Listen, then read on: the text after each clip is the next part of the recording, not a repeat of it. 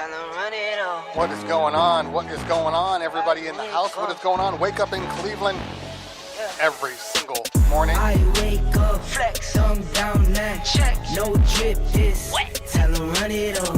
No sleep, no rest. Might crash, might wreck. But first I stretch. Tell 'em run it all. I wake up, flex, thumb down, now check. No drip, this wet. Tell 'em run it all. I wake up, flex, thumb down, now check. No drip, this wet. Tell 'em run it all. What is going on? What is going on? DJ Tech Thursday on a fine, what is this, the last day of the month?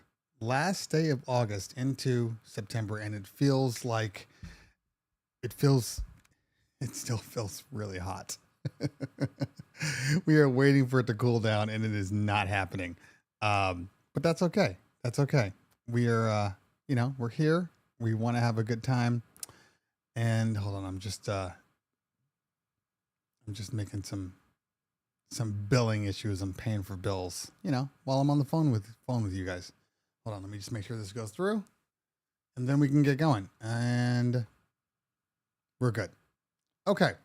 So, how's everybody doing this fine morning? I got my little fan on. Normally I would take it off, but it's a little hot in here, and I don't think it's going to get any cooler. I got to conserve some. Turning the fan up a little bit here. I have to conserve the air conditioning because, well, it's expensive. It is super expensive to have air on in California right now. I mean, I'm sure it's like this for everybody, but I don't know, man. Every time I get my bill now, it's an absolute nightmare. So there's that. So I got the fan on high. I don't know what it's doing with my microphone, but it is what it is. Sorry guys, you just have to deal with it. You have to deal with high fans and no air conditioning and probably me sweating at some point today. But hey, this is the stuff I do for you guys. This is the stuff I do. Fan life is the way we live. Where did my chat go? Okay, so let me get my chat up here so I can see everybody that's in here currently. And just get this to normal here. I would have come on a little earlier, but as I sat down in my chair today, I had realized that the screws were coming loose. So it was about to fall apart, and I was going to break literally on camera. And well, we can't have that now, can we? So I had to do some work. No. There is AC. I don't want everybody to get confused. There's absolutely AC. I have 2 AC units in my home, and one on this side of the house and one on the other side of the house. It's a very wide house, or wide, I guess is what I want to say. So, I could run just this one on this side of the house, but it's too expensive, man. It's too expensive. Every time I see a bill, I'm just like, Jesus Christ. I gotta turn something off. We can't have this. It wouldn't be so bad if the kids weren't eating and dancing me out of house and home, but they are. Kids are very expensive. I wouldn't recommend kids if I were you. I would just say, just stop. Just don't do kids. Oh. I'll talk about that later. All right, let's see who's in the room here. We got Mark Smith, Dancing Mark's Dance Floor, official rap prod, Matthew Bruya, looks like Shadow, Ashley Naru. I low-key hope we have tired CT again. I think you have half tired CT. I'm nowhere near as bad. I'm actually okay today. I'm okay today. But there's that. That's hilarious. Max SPL, Polly Popo, Mo Berry in the building. What's going on, man? Good to see you today. Ernesto Avilles, Pablo Miami, Guto Lurero. Don't ask me to twirl my R's because I cannot. I'm incapable of twirling R's. So you're just going to have to be gringo today. Lance Jackson, DJ Smiley, V Squared. Kids have a very low return on investment. You are absolutely correct. Every time something happens, I think to myself, could you imagine? I share this joke to my wife. She doesn't find it funny, but I say, can you imagine if we didn't have kids, how ballin' we'd be right now? Can you imagine? And she says something simple like, oh, but you'd miss out on all the joy and all the happiness. And then in my head, I'm thinking one thing, and then in my mouth comes out, yeah, honey, you're right. You're right. I would miss out on all this joy and all this happiness. I think with children, I think you have joy for like 7 or 8 years. You know, when they're born, and then they're young and they're learning and they're just, you know, they see you as like these amazing creatures. They listen to everything you say. You know, they just want to learn from you. They want to hang with you. And then they get to like 10 or 11 and then they just don't care anymore. Wait, listen to me. Just listen to me. I have something and it's just drama all day long. And then they get to their teens and then they're just assholes.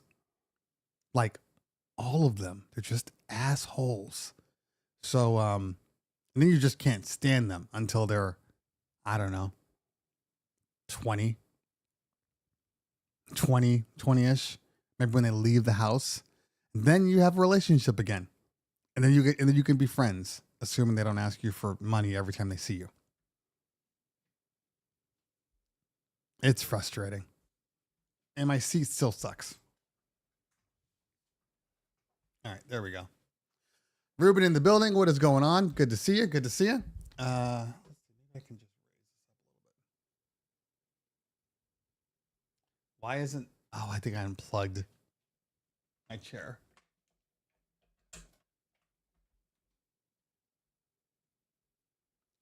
I unplugged my table, which really defeats the purpose of having a table that raises up.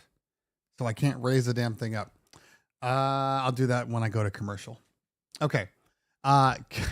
Kids suck at 10 all of a sudden.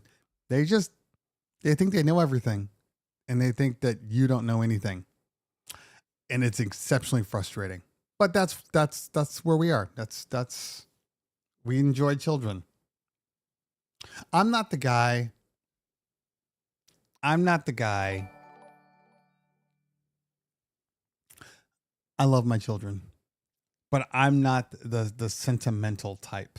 It's not my thing. Never has been.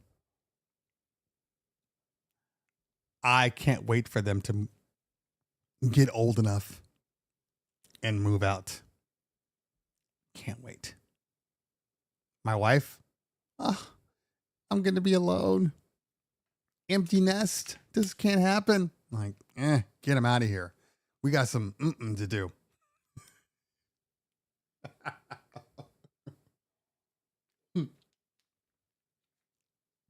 That's me not being demonetized for being vulgar. I'm married. I can say these things. Okay. So let's see here. LL Coil J asks, did you see that Native Instruments has a new controller for Tractor? And I will say to you, what is Tractor? I mean, great. I mean, if you're a Tractor lover and this is your diehard and you just can't seem to get away from Tractor for whatever ungodly reason, and I know it's an overseas thing. I know that they love themselves some Tractor. But all of this feels real, just like backhandish.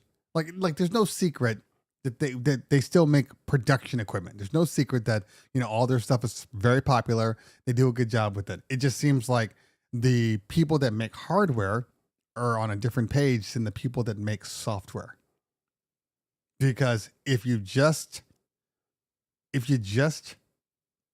look at it from a hardware perspective, you would think Tractor was like unstoppable.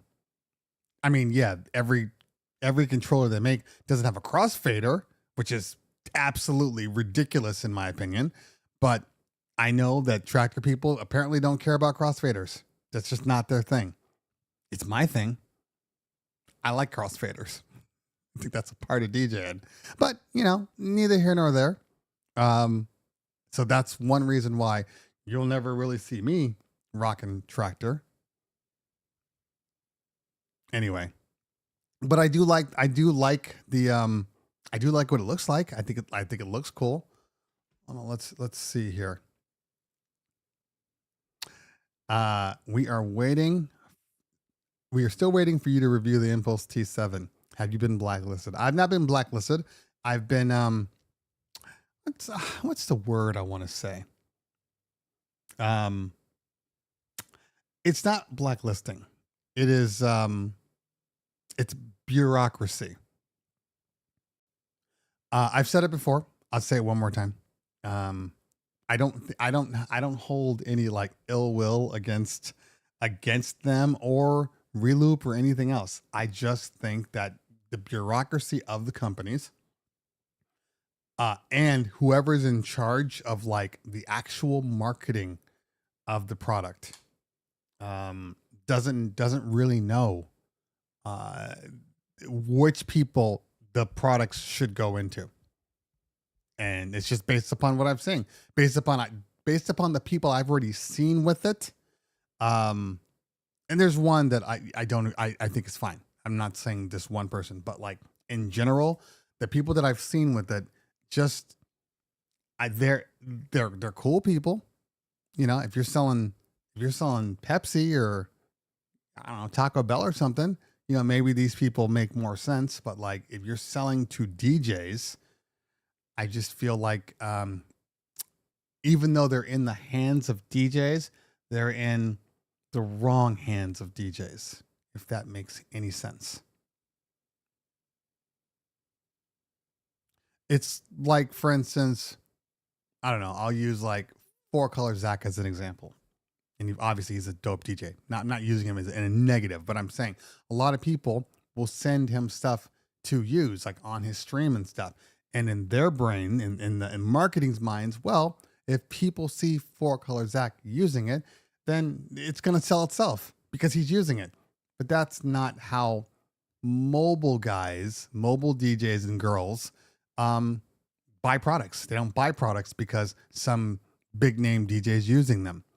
It's just not the case.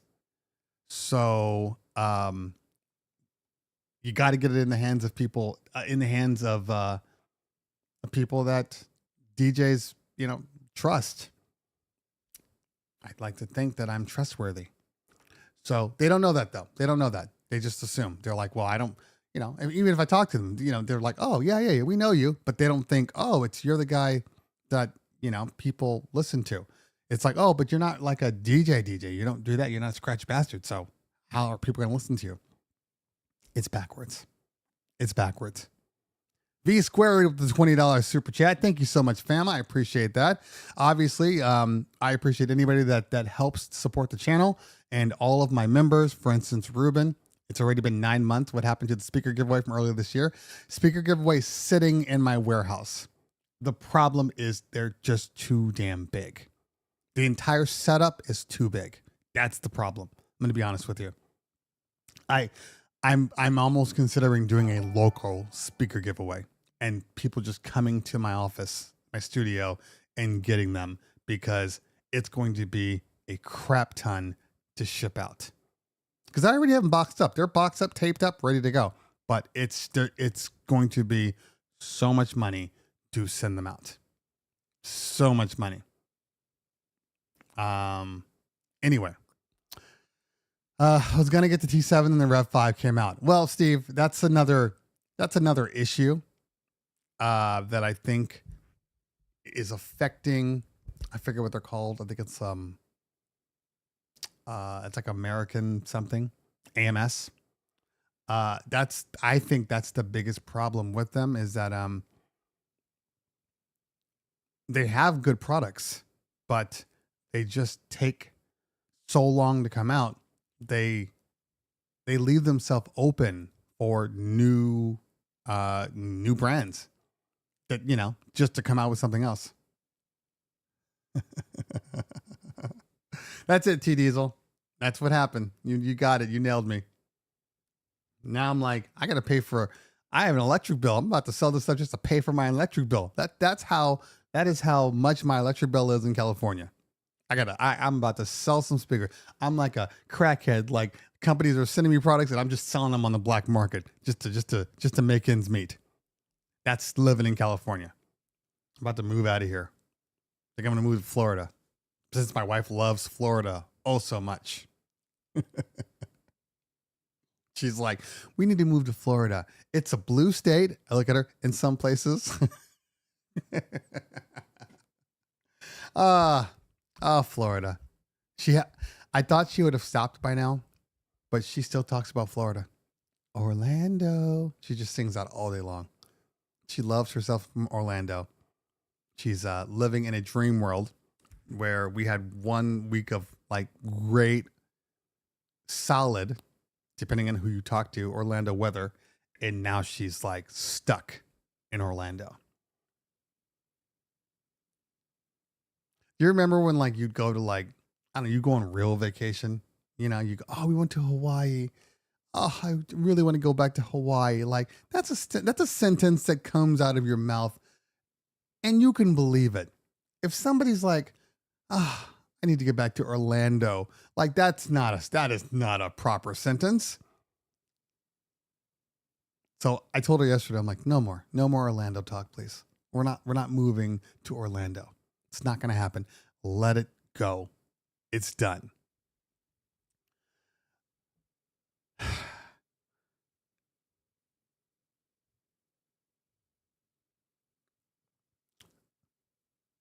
Please read comments out loud when you're referring to them so we can keep up. Timothy,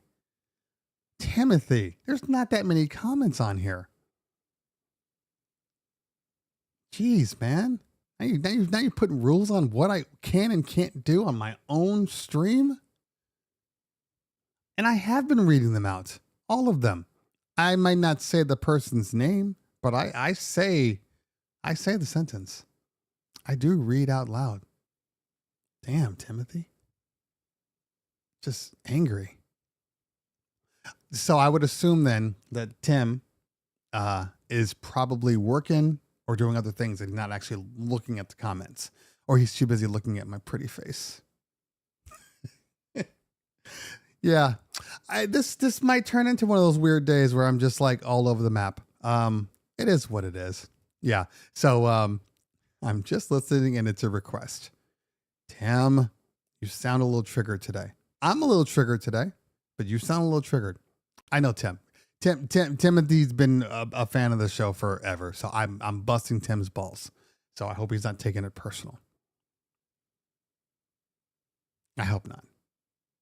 But people do. It's weird weather. The world is out of crap. You are pretty. I am pretty. My mama says I'm pretty, so I'll go with that. And every so often, I do have pretty days. I can't see myself right now because the comment section is up. But let me see. Yeah. Okay. I'm the marrying type. I'm kind of catchworthy, depending on what it is. Obviously when I just wake up and get out of bed and run over here, not the best, but I'll take what I can get. I gotta get some compliments. I've been married for over. I haven't been married for over 20, but I've been in the same relationship for over 20 years. So I don't get those compliments anymore. So thank you. I'll take my compliments, even if it's from a dude. I'll take it anywhere I can get it. Okay. Let's see here. T Diesel, yeah, my wife says the same about Florida, but not dealing with 4 hurricanes every year and possibly our entire lives reset by a storm. Exactly. Exactly. I know somebody said something about tractor.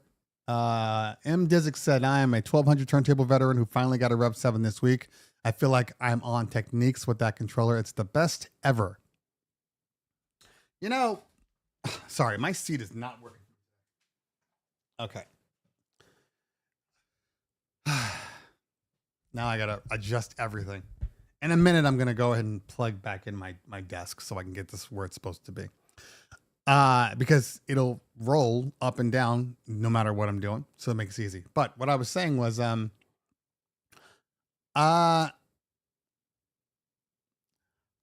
people, there's a lot of people out there that for some unknown reason just assume that I'm a Pioneer DJ fanboy. That's it. I just love Pioneer DJ. And anybody else that comes out with products, I just shit on all day, all night. That's it. I'm Serato and Pioneer DJ. Now, of course, I am Serato, but I recognize that there are plenty of really good softwares out there. Don't call me phone. However, this is the only thing I will say. Move to Texas. Well, sorry. I don't even know how to say your name. Q4Tro? I don't know. Is the 4 supposed to be like a like Fantastic Four or something like that? I love me some Serato. Here's the thing about Pioneer DJ. First of all, as I have been reviewing products, I know, and I've been using products. I'm literally a mobile DJ that works every single weekend. Been in business for over 15 years. I have used all of the products, and I've used products over time. So when people tell me things like, "Oh, Pioneer DJ has Quattro," gotcha. When people tell me things like, yeah, I mean, I know foreign Spanish. You guys are like, foreign Spanish. Like, I get that. I just, when you're looking at the word, sometimes it's a little hard, you know? That's what, and I did say, I said, is your 4 like the Fantastic Four movie? Remember when they did the 4 as the A? So I was there, I'm just trying to do everything at the same time. A lot of multitasking going on here. The one thing I will say about Pioneer DJ and just the industry as a whole, there are a lot of assumptions that are just proliferating throughout the entire industry. There's a lot of assumptions that go around and people just kind of hold on to them. One of the assumptions is or presumptions, depends on who you talk to, is that Rane makes perfect products and the build quality is amazing, and that's why you buy it, because everything's made out of steel, and you can drop it off the Empire State Building and it won't break. Like all of these things, they say these things. And Pioneer DJ, everything's out of plastic and it breaks and you can't trust it, and all of these things. This is what I hear. This is all through my comments all the time. And Rane is just the build quality. And I will say this, based upon just my history with products, using them all for the past, 15, 20 years, I will say Pioneer DJ gets a bum rap. I think that, yes, and there will always be some models, some products that maybe have issues. And this doesn't just stop on Pioneer DJ. It extends to all the products. But I have, to this day, only had, me personally, like 2 products from Pioneer DJ that actually had issues. You know, the S9 was notorious for burning out circuitry, so you might have some problems on your outputs. The RCA's on the S9 always failed, always failed. That auxiliary RCA, not I didn't have one RCA in any of my mixers that worked properly. Um, but again, that's one product. But as I go through and I think about my SX2 and I think about my DDJ 1000, both of them, the record box version and the SRT version, and all the ones that we've purchased, you know, I think about all these things. I haven't really had any issues. They've always been solid for me. So when people come on and they're just like, you just can't guarantee them. They break, they do this. And then with the Rev 7, you know, they had some problems with some of the motherboards. They had some problems, you know, oh, see, this is it, Pioneer DJ. It's like, dude, that is not the case. Most people didn't have problems. Yes, some people did. And there were more problems with the Rev 7 motherboards than I would say in a lot of their past products. But it looks like they've got it resolved now. So everybody should be fine. Now, let's fast forward to other companies, you know? So Ernesto says, I spilled drinks on Pioneer controllers and I just sprayed deoxit. So my first record box 1000, I was DJing at a club and somebody spilled an entire a glass of soda, Coke, into my jogs. And I kid you not, the thing was just crispy every time you'd move the jogs. They didn't break. They didn't stop working. But like if I'm scratching and I try to do a backspin, like the entire time. I thought, I'm like, I guess it's just this way. I sprayed it once. It still didn't fix itself. And I just kept at it. And then one day I'm using it and I go to like spin it and then you just kind of hear gone. Runs super smooth again. Sprayed it again just to be on the safe side. Never came back. They're just incredibly resilient products. So I don't know what they're using inside as far as like, you know, a way to keep everything safe. But, you know, when people are like, but it's not sealed and you can get in and you can drip. They do a good job of protecting themselves from that kind of stuff. So there's absolutely nothing wrong with Pioneer products. Now, fast forward to Rane. Again, I like Rane. I do. But, you know, this whole thing about Rane being like, oh, it's made out of stainless steel and it's so durable. I've had plenty of products that didn't feel that durable, honestly, you know. I've had issues with Rane products. Same thing where, you know, maybe the microphones were damaged and weren't working properly. We all know that the Rane 12s had problems all the way through to their last update. And even then, depending on, you know, which one you have, that can happen. So I don't stand by and listen to people tell me that this product does this and this product does that, and that's all. That's a load of crap. It's a load of crap. It is a load of crap. I have not had one product that I've owned fail on me. It just fails. And I'm just like, I can't use it anymore. Nothing. Rane products. G Diesel says Rane products are all made of adamantium and vibranium. Exactly.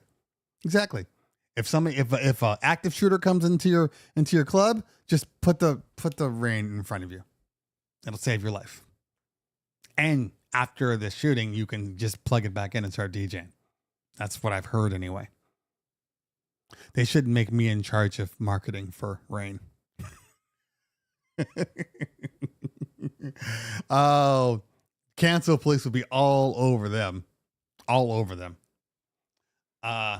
Phil Tan in the building. What's going on, fam? Good to see you. Pablo says it's all relative. There's no manufacturer that can guarantee everything works.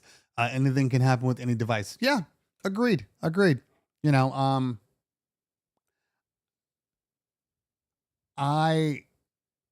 like I get a lot of products that come before they're retail ready. You know, we get basically essentially betas of products. Um, I get products all the time where I'm like, hey, this piece is broken. Hey, this doesn't work. Hey, I'm getting this out of this. And then they'll have to send me another one. And that's every company. There hasn't been one company that, I'm not saying every product, I'm saying every company has sent me something where it didn't work right. Every company. And then I send it back and I'm like, hey, this is what's going on. Oh, okay. Yeah. I must have got damaged during shipping or this or that, and then I get a new product and it's fine. And I think that's the same that happens with anything. You go to the store, you get your product and then you take it out and you're like, hey, why is it doing this? Oh, you got part of the bad batch. It happens. And we just move on. Timothy Cook question, Rev 7. How's the backspin for you? The torque is so strong for me. I'm having problems with it. Is it just me? I would say yes, because I backspin all the time. However, first off, you can change the torque. Go into the settings, holding down the smooth echo, and you can go into the torque settings and change them. I think it defaults to high. You can change it to low. And then secondly, are you using any slip mats in your jogs? Because that could be affecting your spin too. So let me know.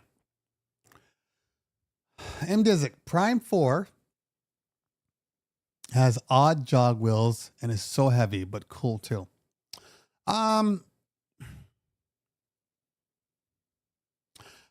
I don't know. I mean, I think the Prime 4 jogs feel a lot like the SX jogs, in all honesty. Like, I don't think, I haven't used them and felt, they feel weird. I think they're fine. I think it would help to have, I've said this, adjustable jogs. You should be able to change the tension on your jogs, and you can't do that with the Prime 4 for some reason. But, I think that's one of the reasons why it feels that way. Now, look, for me, full disclosure, I like heavy jogs. I always adjust mine up to at least like, I don't know, if like typically speaking, I would say somewhere around 7 o'clock is like the loosest. And it'll gonna go from 7 all the way up to like, I think, I want to say 4 o'clock, somewhere around there, 4 or 5 o'clock. I keep my jogs usually around like 1 or 2. I like them heavy. I come from the turntable background, so heavy feels good. I also my slip mats in my Rev 7 definitely make my jogs heavier and more resistant, like turntables. So I don't know. I'm just the way it is. But the funny thing about it is, Pablo. The funny thing about it is I actually don't love using the Rev 7 when it comes with the default slip mats, the plastic ones. I personally think it's too loose for my hands. So I always need slip mats in my Rev 7. Always. Because when I went to Montana, they had a Rev 7 for me, and I was using them like, it's too loose. I don't like it like this. Pablo, do not say a word.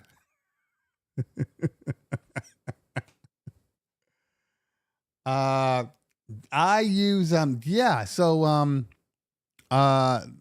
one ring and one regular slip mat is that I use. The ones that I made. So there was a couple that I made, and then I was given a couple. And the ones that I made, I did not use any rings, just the slip mat, because it was a thicker slip mat. And then the next one I got, which is a long story that we're not going to get into today, but the next one I got was a slightly thinner, so the slip mat actually was perfect in it. Perfect. Yeah, Tim, I can't answer that for you. The jogs are not, they don't feel heavy to me. What were you using beforehand? What was your what were you using? The 1200 DJs always run away from non-motorized platters. I fail every time until the rep 7. Yeah, I mean, don't get me wrong. I can rock with a non-moving platter. You know, I was using the 1000 forever. But yeah, Philip. They're about butter rug stick, correct? But it's a preference thing. But if I walk into a place and there's a Flex 10 or there's a 1000 or there's a Rane 4, I'm going to be just fine. You know, for me, the issue for why I like the Rev 7 over like the Flex 10 has more to do with the entire product. You know, I like pedals. I don't love the 900 style effects. It's just not my thing. They're better on the Flex 10 because you can kind of select out what parts you're nodding like crazy, but you can select out which parts you don't want the effects to affect. And I think that's really cool. That's the best part of best part is relative, but that's one of the best parts of the Flex 10 is the ability to set. I only want the echo to apply on the vocals or on the beat or whatever, you know, it's just so much better. You can kind of laser focus in your effects, especially if you're into like, you know, you're doing scratching and maybe you have the echo just on the vocals. So then when you turn it on and you're getting out of the track and now you're just trying to, you know, do your stuff, you put on the acapella stem and you can go to town, you know, and that's just easy. So I do like it. But I don't know. I love me some paddles. Okay. Mixed Master GNL in the building. What's going on, fam? Good to see you. Thanks for hanging out today. Let's see here.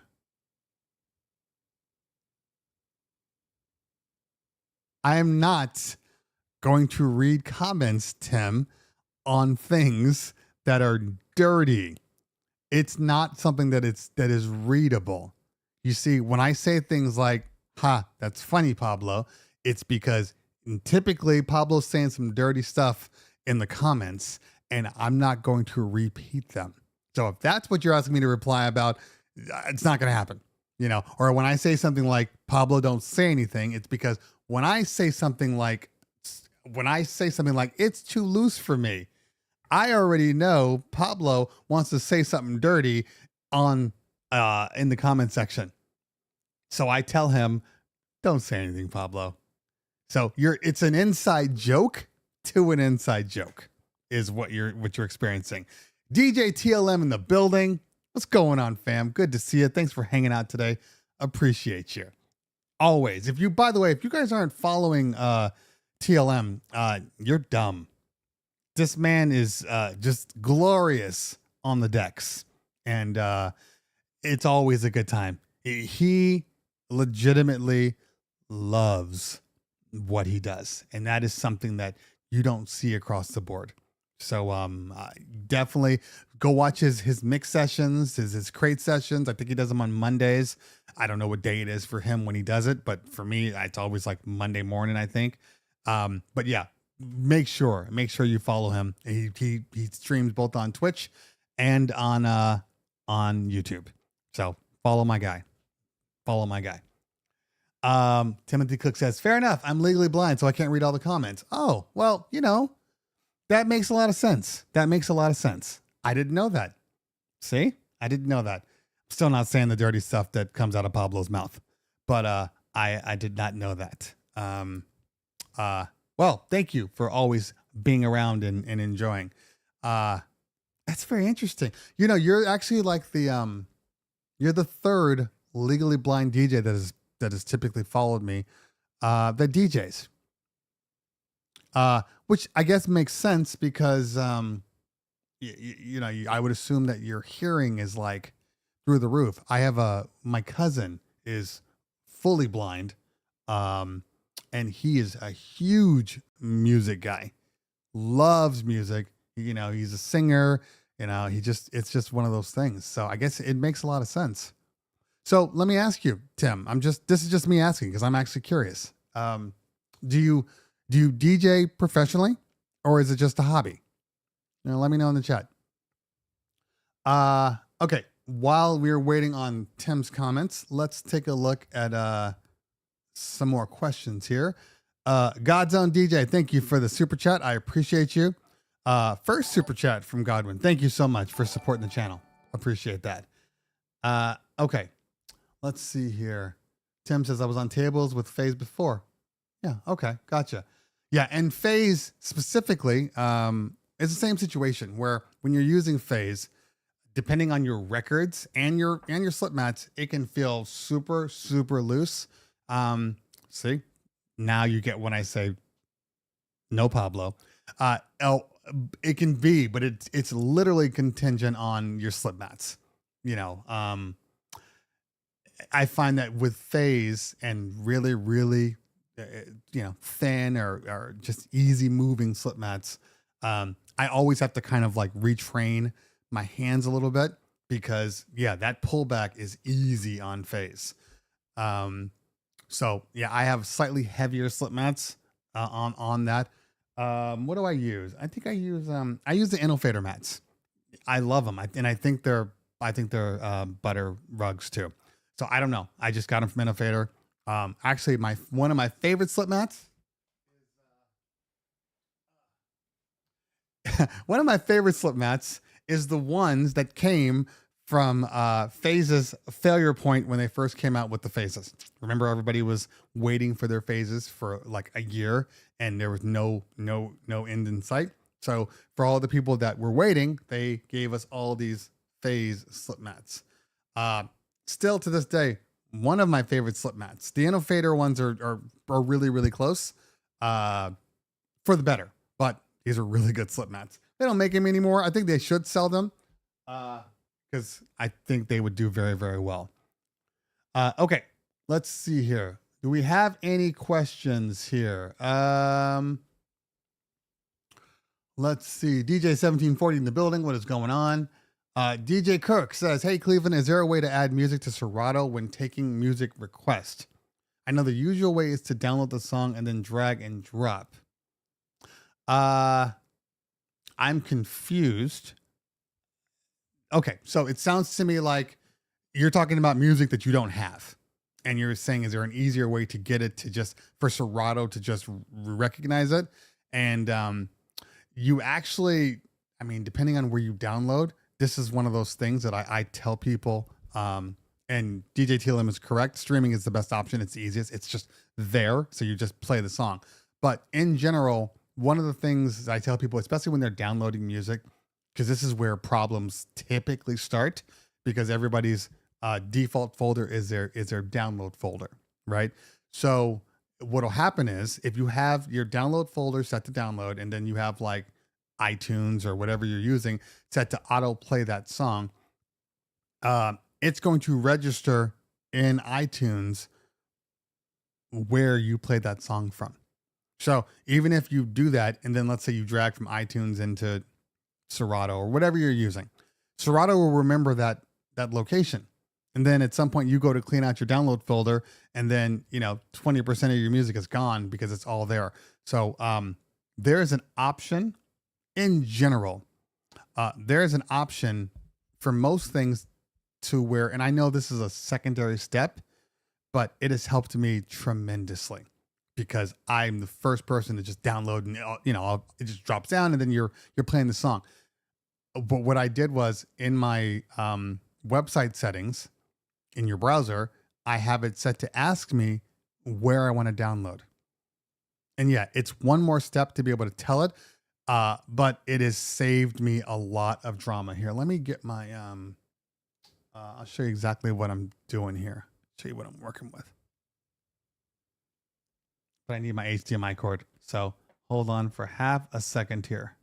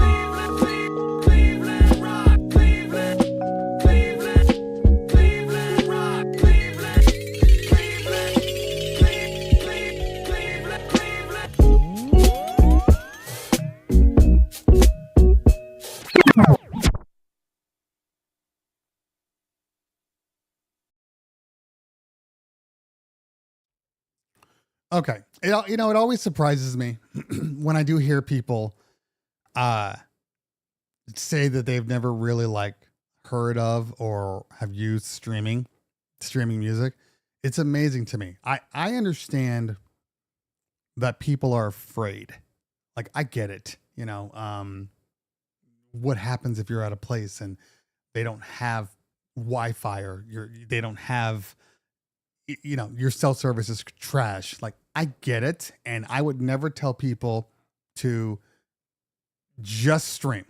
I would never tell people that. Although, because even with Beat Source, I'm full transparency, and I always tell people the truth. I don't like to BS people. Even Beat Source will have its problems if you are not on top of it. So what I mean by that is, like I use streaming services at least once a week, right? But once a week means that sometimes when I go into BeatSource, it requires me to re-log in. Same thing with Tidal. None of them are exempt from this. So it'll require me to re-log in. If you don't have service to re-log in, you could be kind of asked out. So I always tell people, just log in before you leave your house. Just make sure that it's there, and then it won't ask you for another couple of weeks, but it will ask you to re-log in. So it's not the weakness of BeatSource. They're just protecting their proprietary stuff, but it's something that you need to be aware of. So for me, as long as you do that, typically speaking, you're fine. But I've run into situations where it doesn't really happen on stuff that's downloaded, but I've run into situations with both Tidal and BeatSource where at just a certain point in time, it doesn't want you to stream. It doesn't want you to stream. It's like, sorry, can't do it right now. Come back. Then you load a song up and then load it back in, and then it works just fine. So nothing is perfect out there. You still need to have your music on your local storage drive. There's no way around that. I would never recommend that everybody just walk in. But as Joel said, it's perfect for requests. Absolutely. That's the one thing that has changed from the way I DJ. I don't walk into a place now. Now, look, there's levels to this, okay? So I don't want people taking what I'm saying and then just running with it. Well, CT says all I got to do is have streaming service. No. For anything that is on, okay, so there's levels, right? So you have your standard client, and that client's just like, we just want you to DJ. Cool. You do whatever you want. Fine. Requests come in, you take them, you can stream them. And then you have clients that have specifications. I want to make sure that I hear these 8 songs throughout my party. I have a grand entrance. I got a bridal party entrance. I have this. I have that. I have a first dance. I have an honor dance. Whatever. Those songs absolutely need to be on your local drive. Now that could mean that they're in your BeatSource download folder. That's obviously that, but they need to be on a local part of your drive. That way, if something goes wrong, you still have that music. Okay. Streaming music, all that stuff. If they give me a folder of 30 songs, I'm not downloading all 30 songs. Okay. I'm going to go through, and what I'm going to do is just make sure that like I have the ones. Cause I always tell people like, your requests are not guaranteed depending on what I'm playing, depending on the state of your crowd. I'm not going to get through all these songs. And usually I have most of them. So what I'll do is I'll take it and then I'll make a folder of all the requests that they have. So it'll sit in their request list. But if there's a couple of songs that I don't have, and I know where I'm going, like I know the venue, I know the cell service connection, I'm not downloading those. I'll play them on the fly. To this day, for some strange reason, I still have not downloaded Harry Styles As It Was. For the last entire year, I've been streaming that song every time. And every time I play it, I'm like, I got to get this on my local. But it's in my download folder in BeatSource, so it's always there. So I don't even think about it. Now, having said that, I think once, and I know, guys, I know, Virtual DJ, Record Box, Algorithm DJ, all do this. at when Serato does rewrite their program, their database, and I have the ability to put my streaming songs into my normal playlist, my normal crates, whole world is going to change. Whole world is going to change, because right now my biggest issue with streaming services using Serato is they have to sit in a completely different folder. So now I'm going back from my BeatSource folder to my normal Serato crates, and that's annoying as hell. You know, it almost gets to a point where I'm like, I should just create this folder in BeatSource and then just stay in this folder, because this is annoying going back and forth. You know, now what I've been doing, another disclosure, because that's what I do here. I use a Rev 7 for most of my gigs. So I have Serato on one. I have Algorithm DJ plugged into the other port on my iPad. So if there is something I just need to play, I just load it up on Algorithm DJ, change the source on my Rev 7, and play it from there.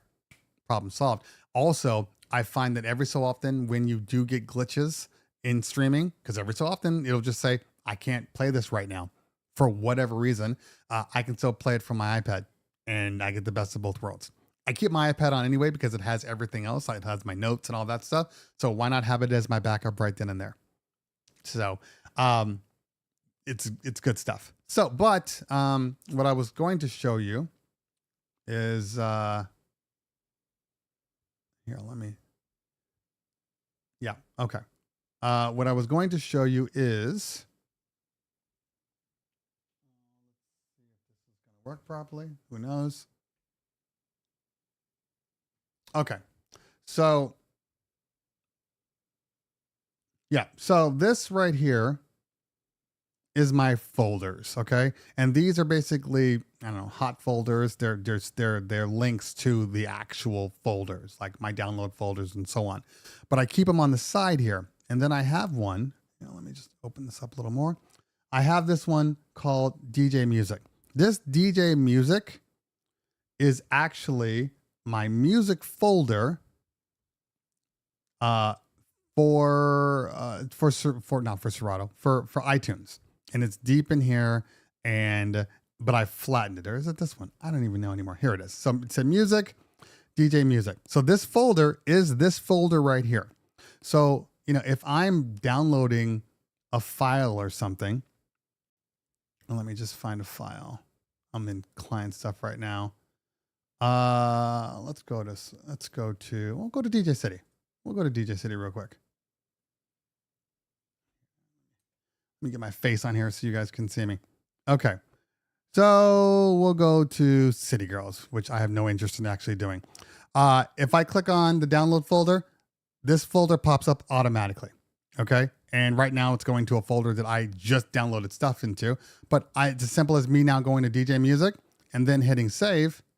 And then it shows up there. I still have it auto play just because I'm lazy, just to keep it in iTunes, but it's there now.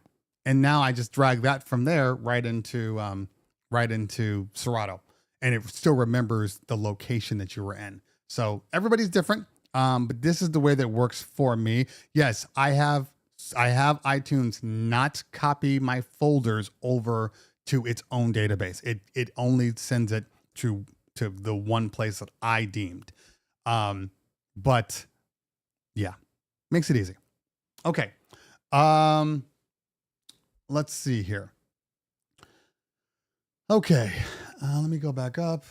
Steve says, I will stream a song for private events, but not for school events. Steve, why is that? I'm just curious. What's the difference between a private event and a school event? Which, by the way, a school event is still a private event. But I'm just curious to know why you believe that there is a difference. Let me know in the chat. Kay says, I use karate to steal the USB sticks of the DJ before me so I don't buy any music. Works every time. Yeah, maybe. I'm okay with that. It's if whatever it takes for you to, to get a leg up. You see that karate leg up? Whatever it takes for you to get a leg up on the competition. I agree, says DJ Kirk. Sometimes these streaming sites don't have a clean version, which is why at times I download. So, and this is also another interesting thing that I've noticed lately. And I don't I've asked, but I'm not getting the answer. So I don't know if it's something they're doing on purpose or if it's legitimately an accident. So specifically with DJ City and Beat Source, I'm a member of both of them, and depending on the song, sometimes my idea is, especially if I have good Wi-Fi and somebody asks for a song that I know people are going to ask for in the future, I'll just go to DJ City real quick and download the file. It's not that big of a deal. What I have noticed is that in some cases, there won't be a clean version on DJ City, but then there'll be a clean version with an intro outro on Beat Source. Strange, right? So it just depends. Now, what I will say is this. Beat Source is getting better at their clean music, but there's plenty of times where I'll try to download something from Beat Source and there won't be a clean version. I will say this, which is why I truly believe that you really should have both of them. I use both Tidal and Beat Source because Tidal, I would say 98% of the time has both a clean and a dirty version. And me personally, I don't care about intros and outros. I just don't care anymore. What stems, with the way people just produce music now, most of the time they're producing music with an intro already in there. It might not be a 16, but maybe it's an 8, and that's fine. Because usually speaking, if it's an 8, maybe they're talking over the top. Now I just stem it out and just mute the vocals, and I can play right from there. A lot of songs nowadays, maybe you're dropping them on the 1. The Girl's a Liar is a perfect example from Ice Spice. Hers just comes in thinking up, and actually a lot of her Ice Spice music just starts right on beat. So now I just throw it on the 1, call it a day. I don't have to mix every song. I really don't. So I like to say I'm a hybrid because obviously there's New York style DJs that legitimately just drop on the 1. A lot of New York DJs don't even drop on the 1. They drop whenever the hell they want to. That's weird to me. So I just have a hybrid of dropping on the 1. Sometimes I mix depending on what it is. Just depends. I feel it out. Joel says Tidal has saved my butt on more than one occasion. I think as far as the Tidal database is concerned, because I think that's the issue. It's just the way the database works. Tidal's database is very good. BeatSource's database is solid, but like I can tell that Tidal's database is better when I do conversions. Like I'll take a Tidal thing and I'll take a Spotify list and then convert it to Tidal or convert it to BeatSource. I literally convert every. This is the anal in me. So if somebody sends me a playlist from Spotify or whatever, Apple Music, I will pull that into to what is that? What is it? What is that software, the browser that we use for it? What is that thing? Soundees. So I will take it into Soundees and I will convert it to Tidal and I will convert it to BeatSource and I will take that BeatSource and drag it into my local. Like I'm super anal about stuff. I really want to make sure that like I'm not forgetting something that I need to have. But nowadays, if I see a song that I know I'm not going to play anymore, so there has been this thing, historically speaking, where a lot of DJs, especially mobile DJs, specifically mobile DJs, there is this, what's the word I want to say? There's like this achievement that they like to tell people, and I say they, I'm one of they, I am a mobile DJ. I'd like to think I'm slightly different than the average mobile DJ, but there's this thing where they say, I got over 40,000 songs. And that's something that they will brag about to the world. They'll brag about it to other DJs. They'll brag about it to clients. Oh, not to worry. I got 30,000 songs. I'm pretty sure any song that you need, I got it. And that's their selling point. I don't agree, because I've been DJing long enough to know that even if I decided that I was going to play 25 songs I haven't played for the longest time on every party for the next year, I know for a fact I'm still not getting up to 30,000 songs. Because even though you have 30,000 songs, and the argument is, well, just in case, even though you have 30,000 songs, you're not playing 30,000 songs.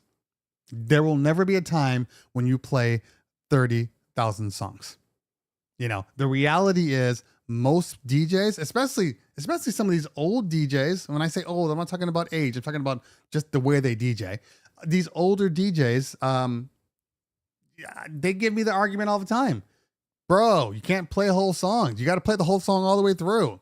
You got to play the whole song. The client wants me to play the whole song. This is the thing I love. I've been DJing for 40 years. And the thing that I've learned is people want to hear the whole song. They don't want you to turn it off. Okay. And I don't even argue with people anymore. I'm like, hey man, if it works for you, cool. But having said that, I don't know. I feel like, they're allowing you to play the whole song. They're fine with you playing the whole song. But most of the time, they're ready to go. They're ready to move on. If they're dancing to the song, why take it off? Because it's a dance party. That's the whole point of the party, to dance to the songs. That doesn't mean just because they're dancing, because the alcohol kicked in, that they're really truly enjoying themselves. It never means that. I've seen plenty of questionable / mediocre DJs, wedding DJs, and people are still on the dance floor dancing. But I'm sitting there going, if he just speed up this mix, if he just speed up a little bit, he'd have so much more energy in this crowd. So much more.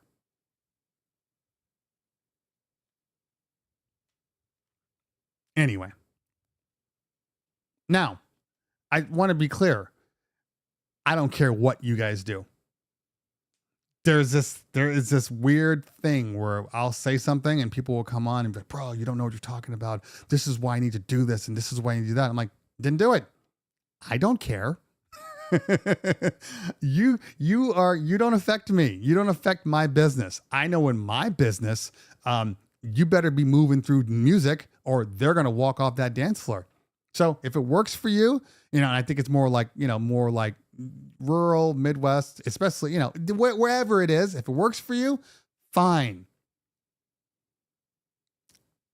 I get out of we do about 400 events a year. And out of the 400 events a year, I get maybe one or two people asking for, can you play the songs longer? One or two people. And the only reason why they ask for it is because they like the music. But they're the same people that were tuning in from the YouTube side.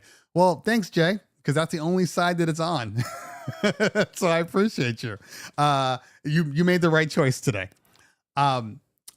There's only I find, because I DJ for a lot of kids, and a lot of kids have very short attention spans. A lot of kids listen to TikTok or watch TikTok and IG Reels and all these things. And a lot of kids know songs, even older songs, because of TikTok, but they only know 15 to 30 seconds of that song. For instance, You Can't Touch This. You Can't Touch This is a track that I stopped playing a long time ago. Kids didn't know it. Adults didn't really care. I mean, they listened to it, but they're like, okay. But ever since that You Can't Touch This, Fall on Your Body and Break a Bone, oh my Lord, makes me say, oh my Lord. Up until that point, the kids knew it.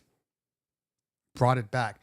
People are mad at Reels and they're mad at TikTok, and they're like, these people don't know the music. They just have these short attention spans, and all they know is that. And then once the song's over, they just stop. This is true. I mean, if you're DJing the right way, they won't stop. But this is very, very true. They only know a certain amount. You guys should be thanking the digital gods, because before that, they didn't know any of it. So your window to be able to play certain music was limited to like this group and this group. Now, at least they know, so you can sprinkle in stuff, you know? I find, and I get in and out, you know, one hook, you know, one chorus or vice versa. And then I'm out. You know, and it's just fine. And the reason why it's fine, there's only one reason. And if TLM is still here, he'll tell you the same thing. The one reason that I find that people struggle with speed mixing. And speed mixing, I hate the term speed mixing. Quick mixing, I hate the term quick mixing. I think it's just mixing. It's a part of DJing. Sometimes you're going to get out of music fast. Sometimes you're going to play longer. That's all. There's not a thing for it. Everybody should be doing this type of thing. Not every song should be played to the end. You're not a jukebox. But what I will say is this. The reason that a lot of quick mixes don't work for DJs is because the song that they are mixing into is weaker than the song that they are currently playing. That's it. Most people will say if you get out of their song for a better song, they are happy. Nobody will complain. But a lot of times people just quick mix because they think I need to be quick mixing. That's not why you quick mix. It's a part of DJing. You want to make sure that you're constantly moving upstairs. That's it. You know, and so I think that's the problem. And that is understanding your catalog, understanding your music. That's it. You know, like I can play now. It's a perfect example. I can play You Can't Touch This and go right from the hook to Freaky Girl by Nicki Minaj. Upstairs. It's working. Now the younger people know that new song, and now they're still with you. The older people still hear that You Can't Touch This beat, so they stay with you. I didn't go from You Can't Touch This to I don't know, something slow and dumb, you know, or You Can't Touch This into some like super hard EDM track where the adults are like, bro, why'd you take off my song? I love that song. I was dancing to that. Now you went into, you know, I don't know, something dumb. But, and that's the thing. People love to try to soundbite, and they take what I say and then they just try to roll it back on me and argue it. I'm just like, I do not care what you do. What you do does not affect my gigs. And every time that I do a gig and I do DJ the way I DJ, I have success. If you have success, fine. But I think you're going to go the way of the dodo bird. For instance, if you guys all do mobile gigs, a lot of you do. I would say even like club gigs. All right. And then you have a photographer. You got a photographer. Back in the day, photographers did two things that were annoying as hell. All right.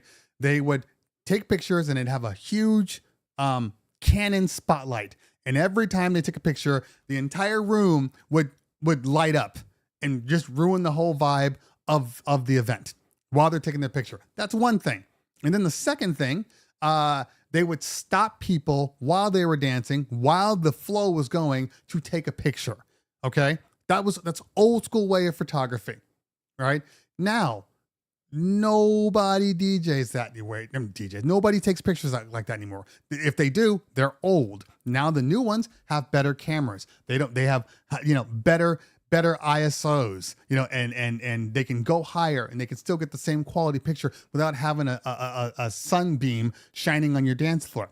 And they're also taking pictures on the fly, getting movement, doing those things, not stopping the flow of the party. If you are taking pictures the old way, everybody's like, I don't like that. I like my stuff to keep going. I like the energy level to keep on moving. I don't want that photographer that's going to do that. Oh, and M. Dizzik says, photographers always ask me to act like I'm scratching for a picture. Can't do it. When it's time, it's time. So this is a big thing for me. Big thing. I actually have a reel on it. I'm going to have to repost that reel. It's a huge thing. Come on, man. All right, I'm taking a picture. I'm like, cool. And I put my hand on the jog, put my other hand on the crossfader. I'm doing my thing, and they're like, hey, but get into it. Get into it. I swear to God, anytime they say they do this or tell me to get into it, I legitimately stop. Like, no. Oh, okay, man. I'm sorry. I can't. I'm not your monkey. I'm not your monkey. I can't just do what you're asking me for. If you can't get if you're trying to make it seem like I'm another type of DJ, well, then that's the wrong photograph anyway. Or maybe you should just get the picture when I'm deep in it. And then you don't have to worry about it. If you're actually turning around, my man, Justin the DJ is in the building. What is going on, fam? Good to see you. If you're not following Justin the DJ, that's another problem. Justin gives just great information, great tips for all DJs out there. He is a very big mobile DJ too. And I follow him. He's a great guy. He's a great guy until he's trying to call you out and get you in trouble. Then he's not a great guy. He's an asshole then. But for the most part, he's a great guy. So just follow Justin the DJ, honestly. DJ Telam says, wait, what did I say? I didn't get booked for a modeling gig. I came to DJ. Exactly. Just let me do my thing. And if you let me do my thing, you'll get the picture you're looking for. If you are watching me. Okay. Roy Cowlitz said, I was just about to say the same thing. A+ bangers versus B bangers. I will play a little longer. Exactly. And look, there's no rhyme or reason to how long you play. But I think in general, the average song, even if you're being conservative, is like, and I'm not talking about the new music, which is like 2 minutes long, but the average song, verse, chorus, mixing out on the bridge, that's 2 minutes and 30 seconds. If you go more than 2 minutes and 30 seconds in a track, I think you're going to end up boring people. That's just my opinion. If you are waiting for that third verse because it has that feature on there that you want to play, set a cue point up, and after the first verse and hook, go into the feature, and then you can mix that anyway because people have the feature they want. Problem solved. You don't have to stay in music. That's where we're in a world where literally you can extract acapellas and instrumentals from your music on the fly, and you are still playing whole songs. You're not utilizing your cue points or your beat jump functionality to this day with all this technology. And Feta says some trance music takes longer. I'm not talking about specific types of genres. I'm not talking about that. I agree. There's certain stuff you want to do. Timothy Cook says bangers, very subjective. It is very subjective. Even so, bangers need to be mixed quicker too, because there is such a thing as burnout, and even with the banger, I do not play bangers the whole way through. And that's just a personal thing. It's a personal thing, but I don't tell people things because I just want people to do things because it's good clickbait and it keeps people on. I tell people things because it honestly works for me. It works, I just find that nobody wants to hear. There's a couple of songs. You go back to old school, you're playing, let's see here. You're playing Don't Stop Believing. You're playing Single Ladies. You're playing I Got a Feeling. You're playing Party in the USA. You're playing Taylor Swift, Shake It Off. Okay? I just named like, I don't know, 5 or 6 songs that literally you can play all the way through. And because of the way they build, there are songs that people just, they're waiting for those parts. You know, Wannabe, you know, you could play through the whole thing. All right. Here's the thing. Gwen Stefani's Hollaback Girl. That's another one. And here's the thing. Okay. So last time, and I'll move on from this. Here's the thing. So, Hollaback Girl, you got the first chorus, because it starts out with the chorus. Into, ooh, that's my shit, whatever. Right in there. Okay. After that, you go into a verse. You don't have to go into a verse. If you cue point up to the bananas part, which is all they want to sing, you're fine. Nobody complains. Wannabe. If you got Wannabe and you're playing, so tell me what you want, what you really, really want, you let that first verse go into the chorus. After that chorus ends, if you start the next cue point at, so here's a story from A to B, which is what they want to hear, that's the part they want to sing out loud, nobody's going to complain. Nobody's going to complain. They will complain if you're playing the track and you don't go to that part. Then they're going to complain. So, again, knowing your music. That's it. Knowing your music, but also knowing when and where to get out of. And TLM said it best. You know, you got a cue point to get to the Buster part of scenario. And I use that example all the time. People are like, bro, but that's old. The idea doesn't change. It's still the idea. It's like All About the Benjamins and not playing Biggie's part. You know, it just doesn't make sense. You got to go to those things. 100%. Hollaback Girl, jump before the verse. And see, this is what I'm saying. So some people get out before the verse. But again, see, Timothy, I'm not saying this is you, but I'm saying in general, people who will quick mix that right after that part, and people are like, oh, you didn't play my song. You didn't play my song. You didn't play the part they wanted to hear. That's the problem with the quick mixing on average for people. And you got to know the music. You got to know the music. You got to know what works. You know, a lot of people, I find that, you know, they don't really, a lot of mobile guys don't go out. They don't go out to the clubs. You know, they don't see how other DJs are playing. They don't see the way people play now because they're in their own bubble. Whatever they do works for them and they stay in it. But if you go to a club and you watch the way the DJs are spinning, the crowd is reacting, it would change the way you DJ. And I'm talking about a real club, not going to like a bar, you know, where it's just your standard mobile DJ, just doing mobile DJ at the bar. I'm talking like real clubs, real like underground vibes, all that stuff. It's a different world. And I make it a point to go to clubs. I make it a point to, when I hire my DJs, I always want to hire DJs that are better than me.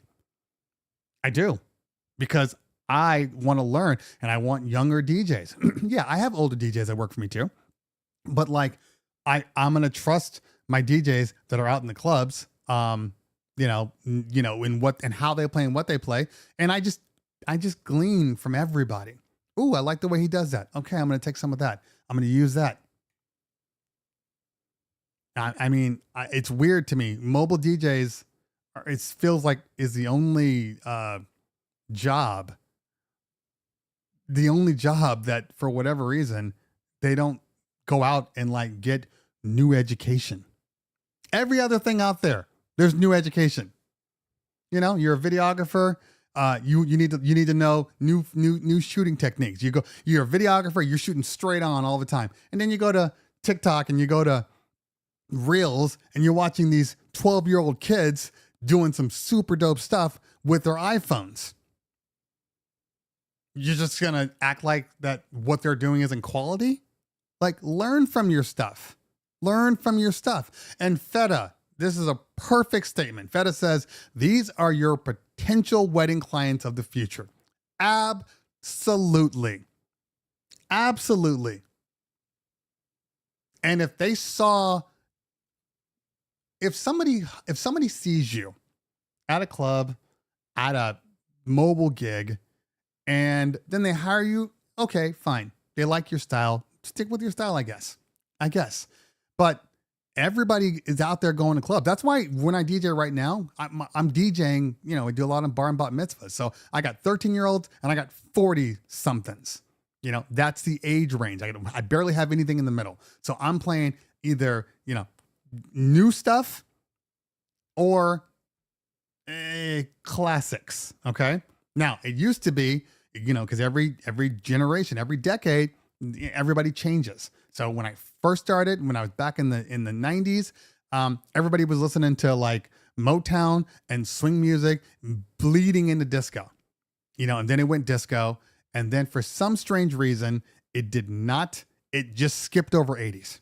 Nobody cared about 80s. And then 90s took a little while. It is up until the last, I want to say 2 to 3 years where 90s is now prevalent, and that's what they asked for. So now I'm playing current stuff in 90s, 2000s, all the way up to now, which is like the sweet spot of DJing. The sweet spot. It does not get any better than this part of DJing. Yeah, I still drop some disco tracks here and there and some 80s. 80s is like Run DMC. Like that's 80s, Beastie Boys. But in general, we're not playing a lot of like David Bowie's and, Pat Benetars and Devo and all that and all, Depeche Mode. Like we're not playing any of that stuff. It's the weirdest thing. Unless I'm playing for like Hispanics. And then there's a whole 80s crowd with Hispanics in Cali.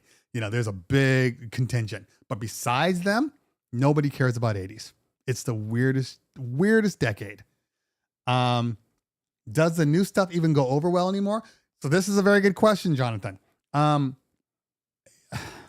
First off, if you look at some of the articles, some of the news that's been coming out in general, what you will find is that most people, when they're looking at streaming analytics and just, purchases and all that stuff, most people are streaming older music. Yes, they will play new music, but the shelf life of new music is just a couple of weeks. But even the kids now, I have kids, 13-year-old kids, 12-year-old kids asking me to play Tribe Called Quest. Now, there's a couple of reasons why that's happening. If they're anything like my family, when I'm in my car, I play what the hell I want. I'm not playing kiddie music. That's my wife's job. She goes in there and plays a whole bunch of Disney stuff. I'm like, no, you're going to listen to, MOP right now. We're listening to MOP. We're listening to Helter Skelter. Like that's where we are right now. Sorry, you're going to deal with it. And, and then we just move on, and the kids will grow with you. And that's the stuff that they will, that they'll want to hear. When my son started DJing, he went straight to my old school playlist and was playing all that stuff. John Smith says they want the original samples and not the remix. That's because people aren't making hit records anymore.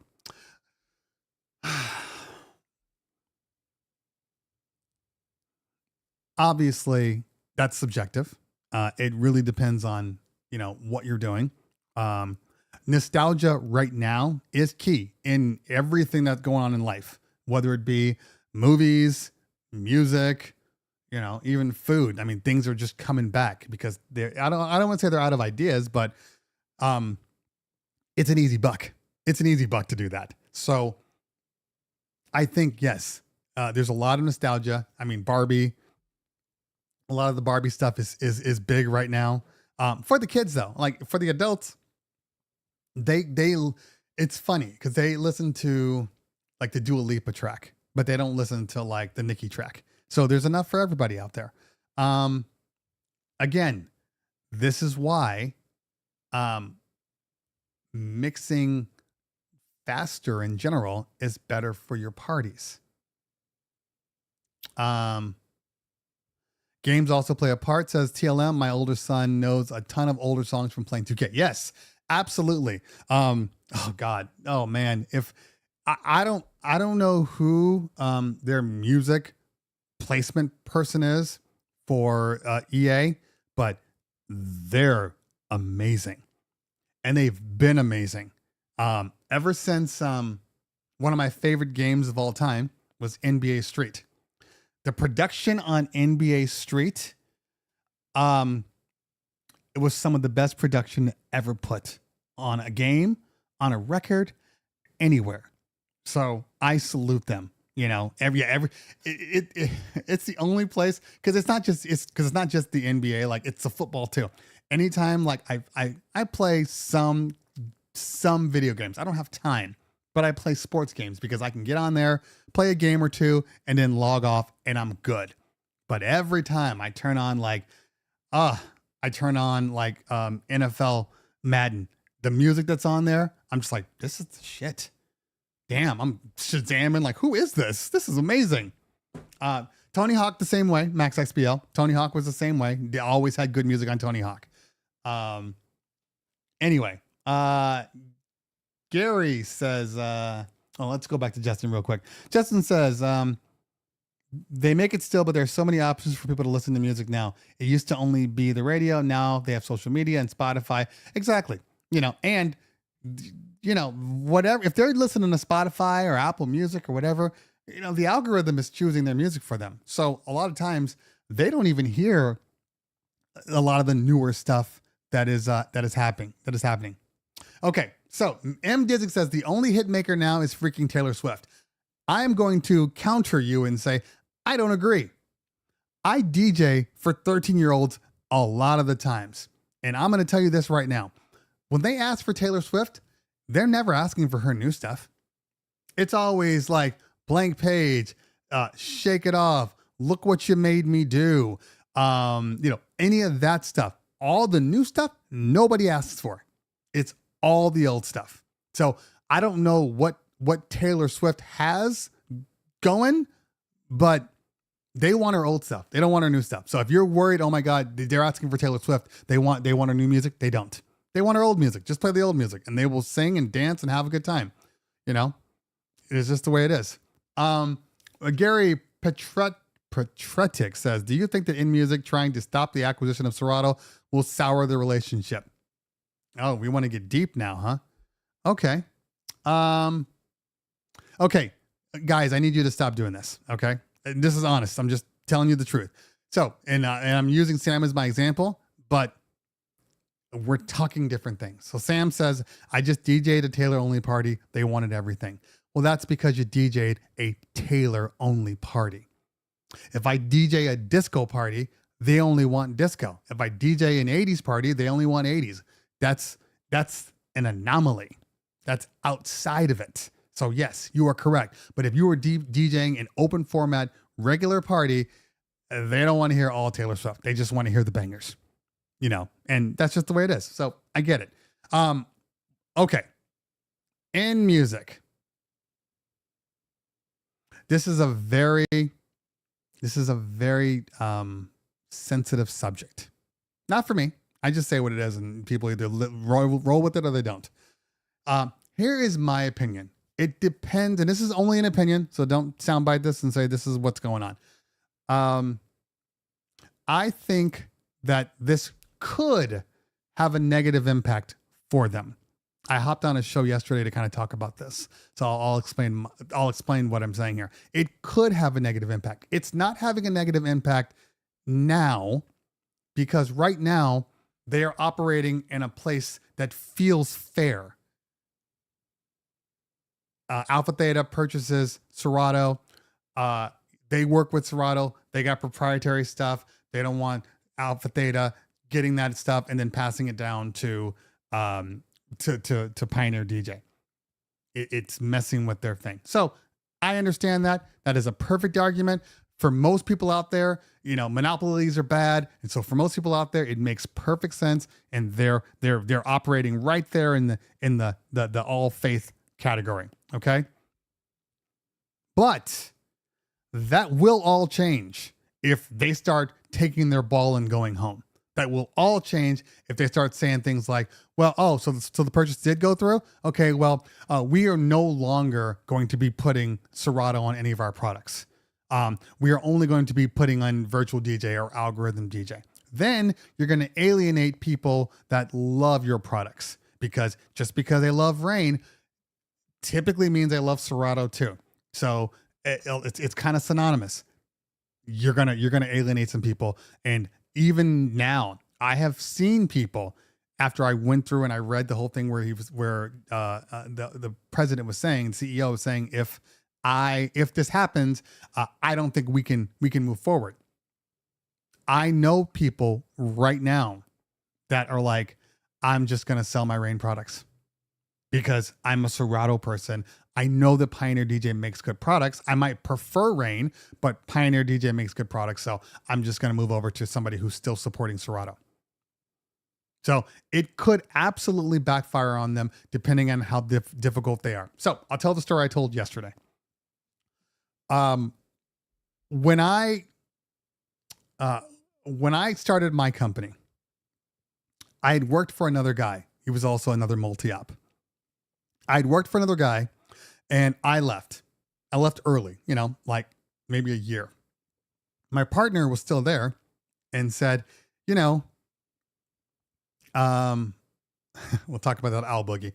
My partner was still there. He was like, I think I want to start my own company. I'm going to go in with this. And he was like my best friend. I'm like, don't do that. If you're going to do it with me. Let's do it right. So we started our company, and there were a lot of people that were saying, hey, we want to come with you guys. And we flat out said to them, no, if you're working for them, you can't come with us because we don't want to even have the idea that we're stealing resources from this company. So we went off, and then we brought in people that, if they were fired, different story. Well, we'll bring them in, and we got new people and everything, started doing our thing. People got wind of this and decided that they were going to book with us. Now, some of these people had contracts with the other company. So they would call the other company and say, hey, look, guys, we're going to go a different direction. I know we've given you money because every contract you sign, you typically have to provide a deposit. I know we gave you like a third of the deposit. I know we gave you that, but we're done. We're going to go a different direction. The company knew that they were going to us. So instead of just saying, okay, well, in our contract, sure, that makes sense. You don't get your deposit back. Okay, go. They decided to say, no, you're going to pay your full balance. And if you don't, we're going to take you to court and sue you for the remaining balance or the 2/3 or whatever. All the people that happened to, they went out and told everybody, don't hire this company. This is how they treat their clients. When a client has a dispute, this is how they treat you. Don't hire that company. Even a client who booked 2 years in advance, paid in full, and was like, hey guys, you can keep my deposit, but I do want the rest of it. The party's not for 2 years. So I'd like my money. And they said, nope. The client took them to court. The judge favored the client and said, no, you haven't done anything yet. You need to give them their money back. So, and then they told everybody about this. So what I'm saying is this. Every time a client would call us, they would say, yeah, I know you guys came from this other company. What do you think? I'm like, to be honest with you, I don't have time to think about what they're doing. I'm just trying to keep my business going and just deliver good parties. And that's all I'm going to say about that. They have good people over there. So if you like what they have, good, go with them. I'm going to use this MC. He's a great MC. If he's available, yeah, definitely take him. That's how I went in. When prospective clients would call them, they would say, no, you don't want to go with them. This is what they do. They stole from us. They did this. And they were talking mad trash about us. Clients were like, I don't like the way you talk about other people. So they came back to us anyway. So we got bigger in the year that we started. We got bigger because of them. Not in spite of them, because of them. Because they talked so much trash and gave all of these people a bad taste in their mouths. People came to us. There's no reason for anybody to come to us when you have an established company that has been in business for 20 something years. There's absolutely no reason. They have the power. As long as they're taking care of the people and they let go of maybe 10 people to come to us, they wouldn't lose any clients. But they lost a lot of clients because of that. back to Rane. That's kind of what's going to happen with Rane if they continue to pursue and then they stop. We're not going to use Serato anymore. We're not going to do this. We're not going to do that. There's going to be a lot of people that are going to have bad taste in their mouth, and they're going to start looking, at a minimum, looking at alternatives. I hope that that this is just an emotional phase, because I do believe that the sale is going to happen regardless. I hope that they can create a relationship, because there's tons of companies out there that that do this kind of stuff. It's a small global economy now. Everybody talks to everybody. Got to move on. We have to move on. So I hope that they can figure it out. I know they're being very emotional right now, but I hope they can figure it out. And this is another argument that's being made. It's not right that Serato was sold to Pioneer DJ Alpha Theta, especially considering Serato and Rane basically started together. Serato, if it wasn't for Rane, Serato would be nothing. Okay, fine. We can talk about that for a minute. And you are correct. They did need each other, and Rane was on the map beforehand, and it definitely helped Serato. You are correct. However, that is not the same Rane that is there now. Okay. When Serato and Rane were working together, that was a small mom and pop shop on the northwest states. And you would call in to Serato to get work done in Washington. Thank you. And the person that answered the phone was the person that was going to work on your product. You go to the Serato forums, and that same person that's working on your product is is answering questions in the Serato forums. That is not this company. Once they were purchased, everything changed. And I'm not saying that who's there now, but this is what I know. We had 657s in that we used. We had two of them, or one or two, that were being serviced at Serato. I'm not at Serato. I'm sorry, at Rane. And we had forgotten about one of them because we had upgraded to like the 62. So we totally had forgot about them. And then we get a phone call. It's Rane. Hey guys, I just want to let you know that you need to pay for the service so we can get this product shipped out to you, because we just got purchased and everybody's gone.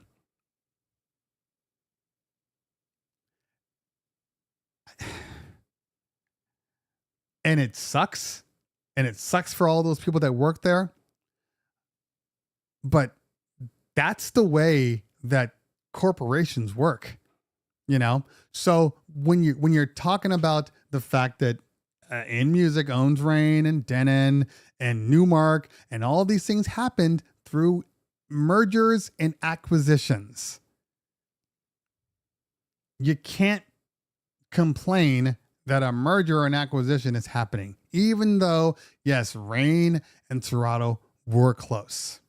I agree with that, but I can't stop when I'm looking at a Prime 4, and I know people are like, it's not the same, bro. It's not the same. Engine OS is not the same as Serato. Yes, it is. No matter how much you want to say it's not, it's an operating system that controls your DJ software. It's got streaming in there. Now it's got, beta stems. It is the same. Now, the way in which it is connected to your computer is different. That's the only thing. It's still the same. And when they came out with Engine and started putting it on all their hardware, on all their Denon hardware, when they came out with Engine and started making products like the Prime Go, even though they could have put Serato on it, they did not. When they come out with the Prime 2, and they could have put Serato on it, like the Prime 4, but they do not. What does that say to Serato? What does that say to Serato? What does that say to Serato when every known manufacturer out there is coming out with their own software? The T7 that's coming out. If you went to NAMM, they're like, yeah, it'll work with Serato, but we're really pushing our software. Algorithm DJ, virtual DJ, all these companies out there.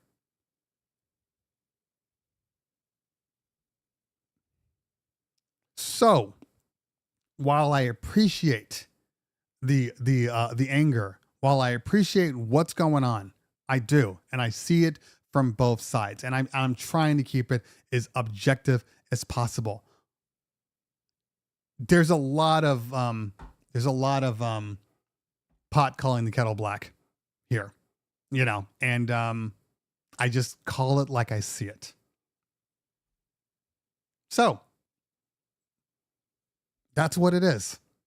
Whether or not it moves forward, whether or not Rane pulls away, that is to be decided. I mean, I don't think Alpha Theta is as nefarious as people want them to believe. Pioneer DJ has always been known as they're just greedy. They're just greedy. They're just greedy. Nobody buys a company just to shut them down. And hey guys, I don't know if you know this, but Serato needed help. Serato needed help. Okay. They're a software company. All they do is software. And if every company out there, every manufacturer is making their own software, where does that leave you? I would have done the same thing. And from what I understand, a little more information, offers were made. Counter offers were made from what I understand. They just didn't get accepted. It depends on who you talk to. You're going to get information, and that information may be slanted towards whoever's telling you this information. I just try to be as objective as possible. And nobody goes into business as Pablo to lose money. And I agree 100%. 100%. Everything that we do. People are like, oh, you're expensive. Oh, well, can you do this for that? No, because I wouldn't make any money off of this party. And what's the point of doing a party if I'm not making any money? There's absolutely no reason. We've turned away tons of clients or tons of older clients that we didn't, we were basically losing money on. If I do a party for you and you want it to be, a lot of schools are like this, and you want it to be cheap and have the best people, and then do it for 4 to 5 hours, whatever. If the people at your school aren't highly affluent, if the people at your school, if you don't have a large Jewish base, because I do a lot of bar and bat mitzvahs, there's absolutely no reason to do your thing and just lose money. I don't need money that bad. Everybody thinks that if you're a company, you want all the money, and that's not true. By the way, DJ TLM, thank you for hanging out today, fam. Appreciate you. Do your edit. Make sure you guys are following TLM. He's one of the reasons that I even got into this. The man knows his stuff. So make sure you're following him on Twitch and on YouTube, and also on IG. Follow him on IG too. He does a lot of his mixes will end up there, as reels and stuff. So follow that man. And when I bring back my talk show, TLM, we got to get you back on. All right. So yes, nobody's in business to break even. Nobody's in business to work their asses off and see zero gain. That is dumb. That is absolutely dumb. And if that's the way you're working, I get it. People are new, they're just trying to get their name out there. But once you're established, don't do the dumb stuff. If it's not making you money, if it's not profitable, cut it. Get rid of it. Simple as that. Get rid of it. After the pandemic, when we came back after the pandemic, we decided, let's get rid of a whole bunch of stuff. If it's not making any money, if nobody's asking for it, if it's making our lives harder before the parties, get rid of it. Take it off the brochure. There was a lot of time we took things off, that were like, nope, because if we don't, then we have to use this vehicle, and this vehicle costs more money. Get rid of it. We still provide the same services, but get rid of the stuff that we don't need. That's the key.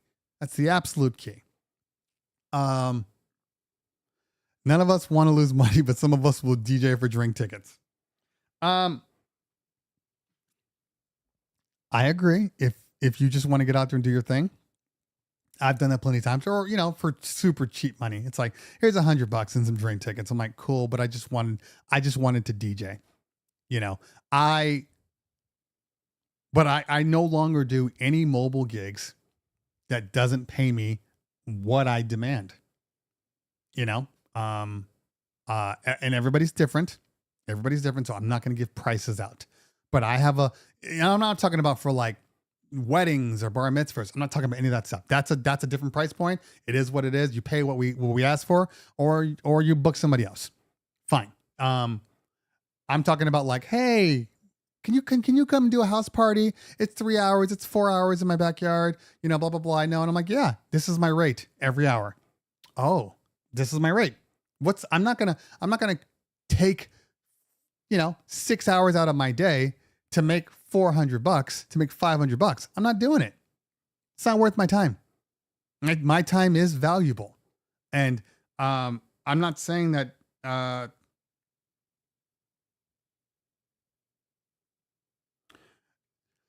if there's so many UPS scams. So many UPS scams. I time is money, and don't do it just because. Okay. Let's see here. I know I missed some stuff here. You get me on a tangent and I will miss some stuff.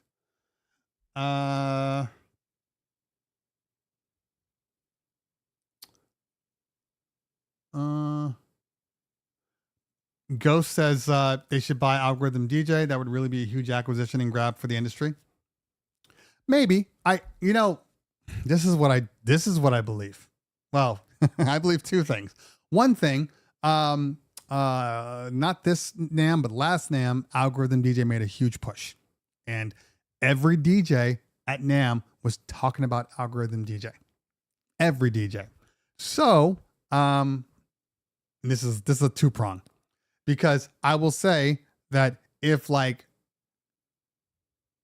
In Music had bought Algorithm DJ at that point in time, it would have done numbers like crazy. Everybody and their mama would have been looking at that, and they would have been saying that's a smart merger, right? But two things have to happen. One, you got to make the purchase, and two, In Music needs to be at a conference. They don't go to conferences anymore, and then they wonder why people are looking at Pioneer DJ, and people are looking at the T7s, and they're looking at all these other hardware manufacturers. You need to be at these conferences. It's so silly to me. Fine, maybe they realize that it's just not good for their bottom line budgetary wise, maybe, but I can't see that. They need to be at every single conference, standing right next to Pioneer DJ, showing off their wares just like them. It's dumb. And I've talked to people and told them this. It's dumb. It's going against you. And I think I've started to see that change happening. They need to be at these conferences. Okay. Algorithm DJ software is ahead of Serato STEM-wise. You are absolutely incorrect, Ghost Infinitum. And I hate to tell people they're incorrect, but Serato stems are literally 500 times better than Algorithm stems. Algorithm stems is the one reason that I don't use Algorithm DJ, because their stems sound so bad compared to Virtual DJ and Serato. Now, once they get their stems up, different story. Maybe now we're talking, but not right now. It's not there. It is absolutely not there. Okay. If you don't exist, says Justin, how will people know what you offer? Yes. Yeah. But everybody, look, look, if I were a guy that was a billionaire and I could do whatever I want and buy whatever I want and, see the market grow. And I can say, it's all because of me. I did this. I'm going to assume that whatever I say is right. I'm going to assume that. I haven't made mistakes yet, so let's just keep doing it. But it doesn't work when you have people that need to touch and feel product. My voice, Mojax's voice, Digital DJ Tips, Crossfader's voice can only go so far. At a certain point, people are going to want to touch the product. You have nothing for them to touch. I would say it's the same thing for if you're trying to buy a car, right? No, most people don't buy cars without getting into them and sitting into them and realizing that this feels good for me. Same thing applies to DJ gear. I need to feel. I need to see how it feels.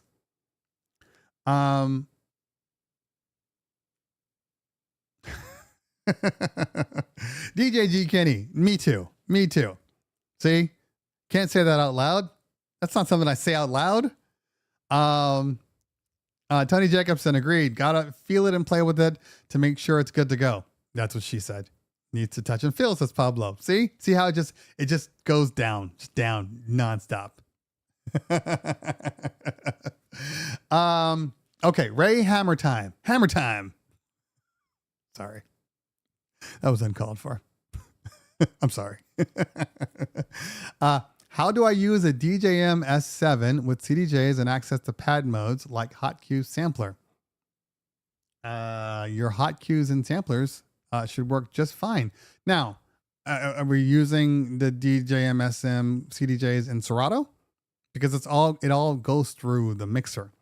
If you are using them with like the same thing applies to record box, but if you're using them with USB, your pads everything should still work. Everything should still work. Yes, if you're using record box, everything should work. You don't use an S7 at all because channel 1 fader is junk. See? Angry men. Brown Sounds, how many gigs would you say to make you an established DJ? How many gigs would you say to make you an established DJ? One that's paying you. You are a professional DJ if you're getting paid to do the work. Now, established has nothing to do with the amount of gigs. I would say it has more to do with the success of gigs. Because you can be established and be trash, and everybody's like, "Oh yeah, they're the trash DJ. They're cheap, but they're trash." We want to be the best, and so let's see here.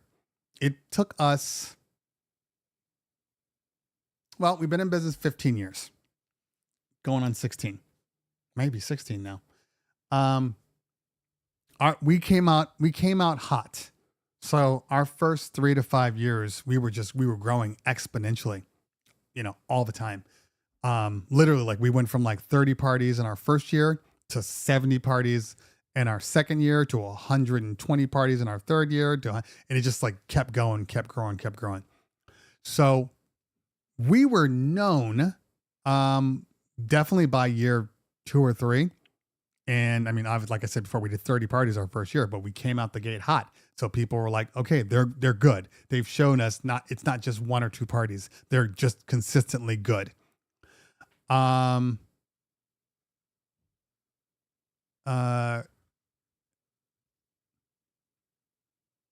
yeah. Mixmaster G is right. I totally forgot. Wait, is it a Serato only mixer? I totally forgot. I thought it was a record box. The S7 Serato only. Follow Mixmaster's idea. Did he say they're green? Hold on. I got to pull out my S7. I could have sworn it worked with both of them. But if their pads are green, that means you're playing line in through your CDJs. You're not going Serato mode. That's kind of what it sounds like to me. If they're green, that means you're on line in. Okay. Back to what I was saying. So yeah, after about 3 to 5 years, we were known. There was still competition out there. So it was like, oh, if you're gonna hire a DJ, you hire, these 3 or 4 DJs. So moving forward to the pandemic, and I don't know what happened to a lot of the DJ companies out here. But after the pandemic, we seem to be like one of like 2 companies that were working consistently. So by the time the pandemic let up and say a year goes by, we were known as like the best game in town. So I don't have an answer for you. I think as long as you're doing great work and you're consistent, and people know that when they pick up the phone and call you or email you, you're always there. They always see your parties. That's what establishes you. Consistent work. Yeah, I thought it was both. Okay. The best is subjective, says Ghost. I cringe when any DJ says that about them and their business. I get having pride, but I'm more on the angle that people are the best judge for who the best is. Okay. I don't agree with you, Ghost. I think it's more than fair to think that you are the best and go out there and prove it every single time. There's such thing as a best basketball team or a best football team or a best soccer team or the best, track star or the best gymnast. Why can't there be the best DJ? And again, it is subjective, but you're not trying to market as a DJ to everybody. Like we have a market that we go after. We're the best in our market. We're not the best at every single thing. We don't do country parties and, stuff like that. But no, we are the best. Now, what does that mean in reality? Okay. It means that we think we're the best and we're going to go out there. Now, do we tell people we're the best? No, we don't. Hey, client, you need to go with us because we're the best. No, but my confidence says, I know that there's no party out there that I'm not going to rock. That's it. I believe we are the best and I back it up. And more importantly, I'm always trying to improve because the best wants to be the best, but they want to stay the best. And that requires more work. That requires you to always be on the top of your game. That requires you to do research and check out to see what's going on and try to improve. It's okay to be the best. It really is. There's nothing wrong with that. There's no ego with being the best either.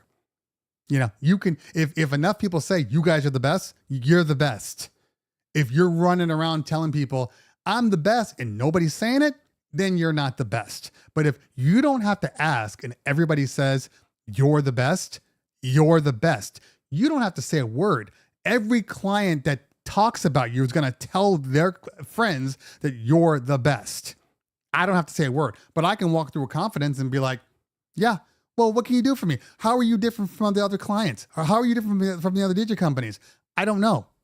I can only do what I can do. And I try to do the best that I can for your party.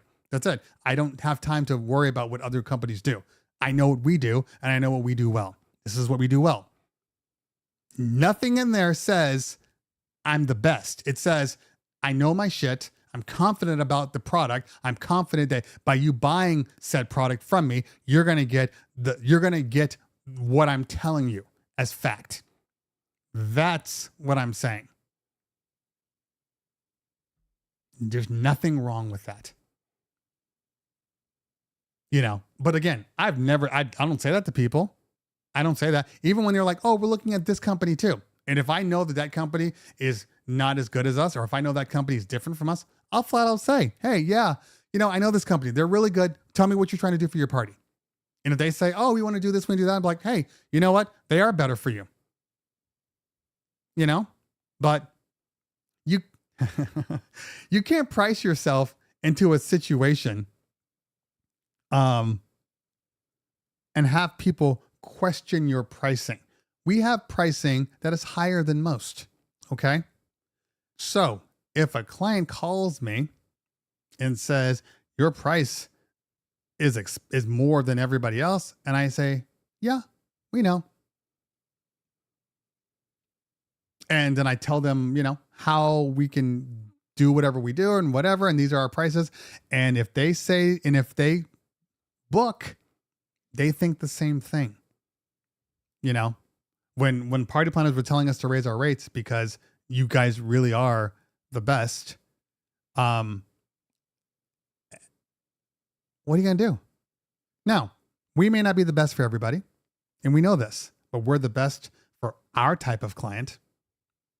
It's the same thing as, well, we can go on. I know. Tell that to LeBron. LeBron flat out says I'm the best. I'm the best. And I think that's subjective, but we won't talk about LeBron debates right now. Cause I can talk about LeBron. The only people that can talk about LeBron are people that live in Cleveland, people that live in Miami, and people that live in LA, because we watched them every day. I think LeBron is nowhere as good as what people say. And that's all I'll say. I'll go from there. And most Laker fans will all tell you the same thing. People, we're LeBron is here. We're happy, I guess.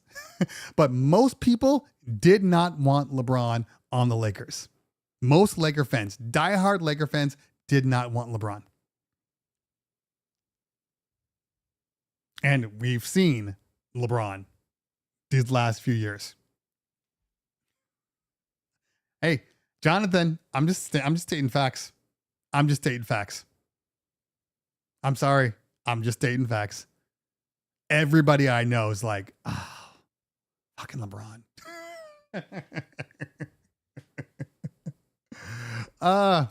Okay. That's fine. That's fine, Jonathan. Like I said, there are people that, that ride LeBron, and I'm fine with that. But I cannot watch LeBron play. Every time I watch the games, I'm just angry. Yeah, he has his moments. But how many times do I have to watch one man run an isolation for 23 seconds? How many times do I have to watch that? To watch him dribble the ball for 18 seconds literally at the top of the 3-point, at the top of the half court, and then just drive. That is not offense. And he's been doing that since he was a Cavalier, since his first year in the league.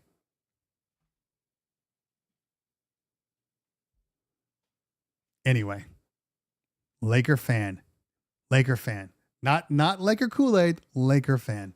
I haven't been on Twitch in literal months, Harvey. But Donald, thank you for the super chat. I appreciate you. It's okay, mixed messagey. It's funny though, because I don't know if anybody's been watching, but like right now the track championships are going on. And there was a guy that runs the 100 for the USA, and he won. And for some reason, he decided to get on his soapbox and tell everybody that, I'm the world champ because I ran against the world's best. Why does the NBA call themselves the world champs? They're just USA champs, like blah, blah, blah, all this stuff. And it literally blew up and it became a thing. It is what it is. So I don't know if you heard that, but anyway, I don't know. I think if the entire world, the best players in the world are playing in the NBA, it's still the world. Literally the best players are mostly international now anyway. Except for a couple. Okay, let's see. A couple more questions because it's 12:19 and I got to get out here. Isn't the guy who sung "I'm the Greatest" canceled for good reasons? His were a little different.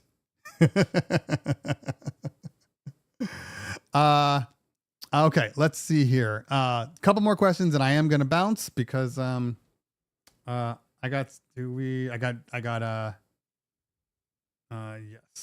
I got clients that are expecting my call. When's my first meeting? 1:30. Oh, good. It's not too many calls today. It's been a lot. You know what? I'm going to say this about Sha'Carri. She's killing the game right now. People don't like her.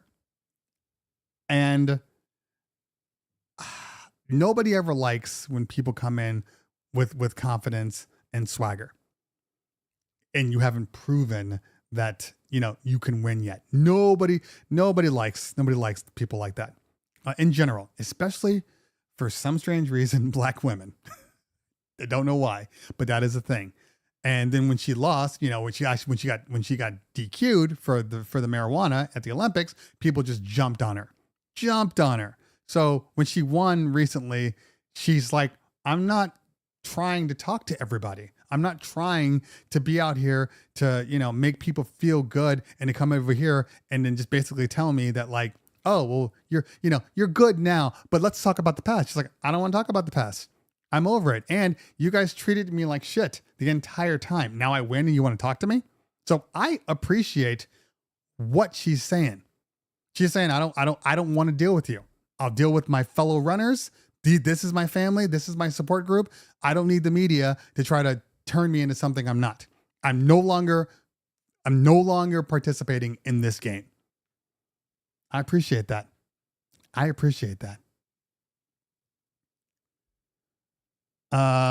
Okay.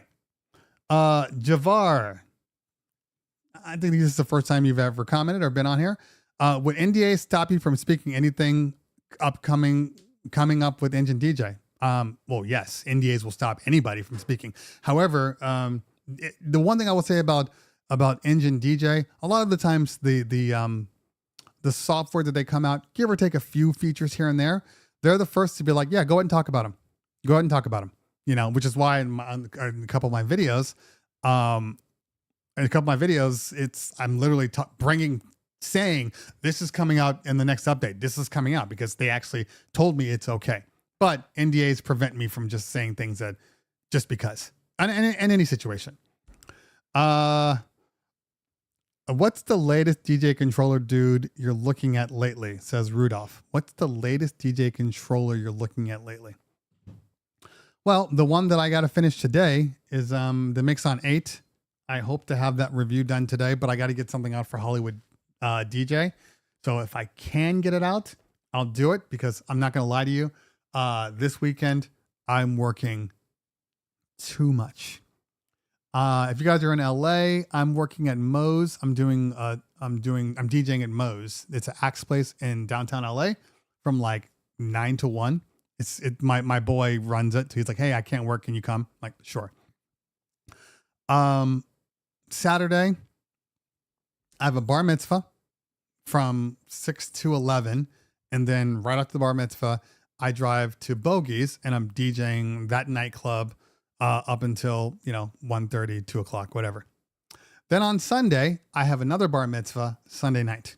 So I'm going to be physically exhausted. What do you guys feel is a reasonable MacBook model and spec for DJ work? Anything with an M1 or higher. So that means you can DJ with the MacBook Air. You can DJ with a MacBook Pro. Those are probably the two that I would say. MacBook Air definitely has a cheaper entry to get in. If you want something that is going to stand the test of time, then the MacBook Pro is a better choice because it has more ports. It's a bigger case. It has better internal cooling and fans. So I would suggest, I'm a MacBook Pro 14 guy. I absolutely love it. Love it. Okay. Question to UCT and everyone else. Do you rent out your equipment? I've made a bunch this summer renting. So yes and no. The only reason why I don't rent out our equipment a lot is because we have too many parties. So, I mean, think about this. Like if I schedule somebody to rent my equipment and I charge them, and I've done work for like DJ MoMA, Scratch Bastard has asked me to rent gear because he comes out here sometimes. So like, there are people I will do it for, but renting to the average person, I don't trust them. And if I'm averaging Like right now, all the way through December, mid-December, I'm averaging, I think, 6 events every Saturday night. And that goes from 6 to maybe 4, up to 8 or 9, back down to 6. So what I'm saying here is that if I'm renting out product and then something goes wrong, doesn't come back, it gets broken, I'm screwed. So I don't typically rent out, in all honesty, because a lot of times they do break stuff. And if I rent out, I usually charge for setup and everything. Like I won't let people just pick up my stuff. I don't trust them.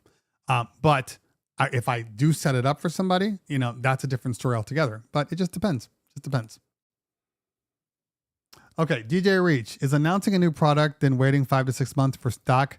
Post-pandemic thing for these companies, or was it the same prior? For the most part, no. After the pandemic is when everything started to go downhill. Most of the time, and I don't know what product you're talking about, DJ Reach, because I guess it depends. It's not that they don't have product. Most of the time, it's they don't have enough product. So you on Instagram? Is that a trick question, Rudolph? I'm absolutely on Instagram. I think when it's all said and done, I'm going to have more followers on Instagram than I'm going to have on YouTube right now. I'm about to hit 30K on Instagram. Yes. Cleveland Terry with an underscore. Type in Cleveland Terry. You'll see my pretty face. Yeah, make sure you guys are following me on Instagram because I do a lot of content on Instagram. I do more content on Instagram than I do on YouTube. YouTube is like 1 to 2 videos a week. Instagram is like 3 to 5. So yeah, make sure you're doing it.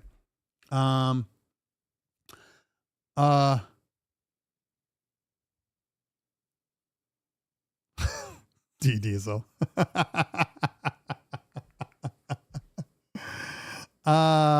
Okay. Thank you, DJ Kenny. Appreciate that. Okay. We got 3 minutes and then I'm out. Mine and Max XPO says his insurance doesn't cover rental, so if they come back broken, I have to hope the police find them. Yeah, but it's not like you can't just literally say it's your party and call it a day. Which is why that's what I'm saying. I have my guy set it up because if I have my guy set it up, it's our event. So insurance still applies. Okay. Have you ever played a gig that you went in trying to keep it clean, but the crowd was sat still until you played explicit music? I've been in this situation a lot recently. These kids are different. I guess it depends on the age. I mean, we have a policy that we don't play dirty music. At our private events, we don't play dirty music.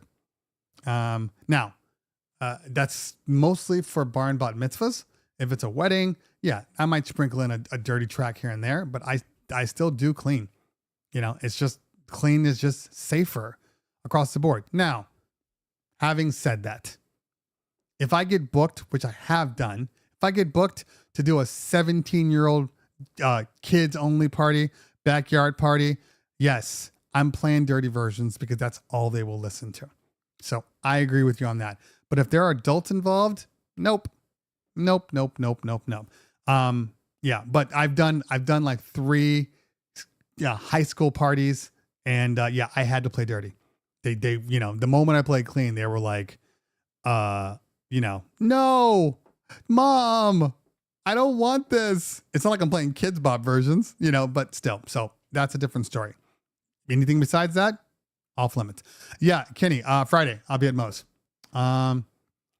What to invite you on my StreamYard and Mixcloud?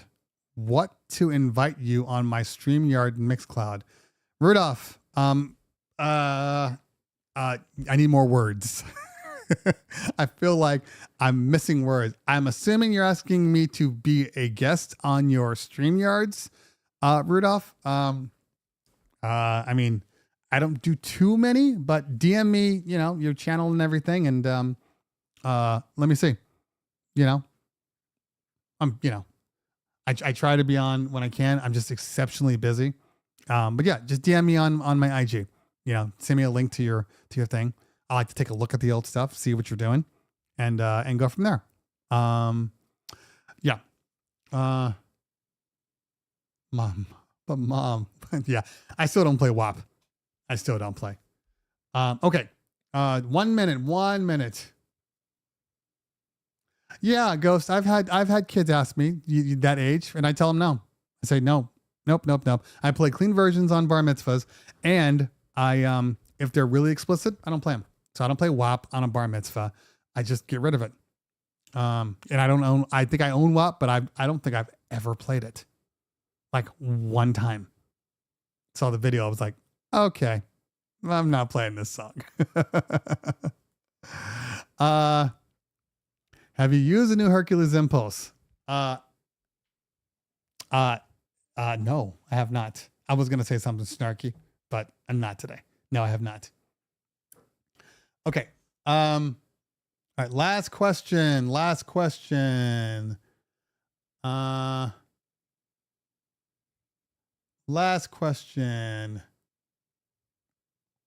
Keith, yes, I got my hands on a Mixon 8. Now I got to do the video. I actually already knew what I wanted to say on the video, like 3 weeks ago. I've just been too busy. And when I came back, like my overhead camera, like nothing was set up after I came back from DJX. So I was just like, you know what? I don't have the energy, but I will knock it out either today or tomorrow. Now, the problem is if I knock it out today, I can get it edited and get it posted on Friday. If I knock it out Friday, I can't even touch it until Tuesday because I'm going to be exhausted. So yeah. Okay. All right. DJ Metro says, any suggestions on getting less audio dropout when using stems? I have adjusted the USB buffer to see if it helps, but still the red dot comes on occasionally. Yeah. I mean, it's just stuck. Processors, the computer you're using, opening up the buffer does help. But, if you are getting red dots, there is that little option to pre-analyze them. Start to do that, especially if you know music that you're going to be doing, pre-analyze your files and then you don't get those red dots. Okay.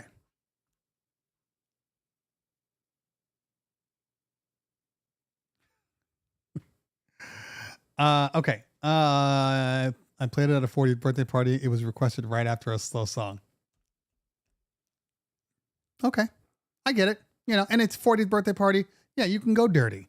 I don't want to tell anybody what to do. I just know that for our bar mitzvahs, we don't, but like at an older party, wedding with no kids, like do your thing, do your thing. But people are too sensitive right now about kids. And even though what I would say is most of my clients, the parents, absolutely don't know what their kids are really listening to or don't understand the level that it goes to.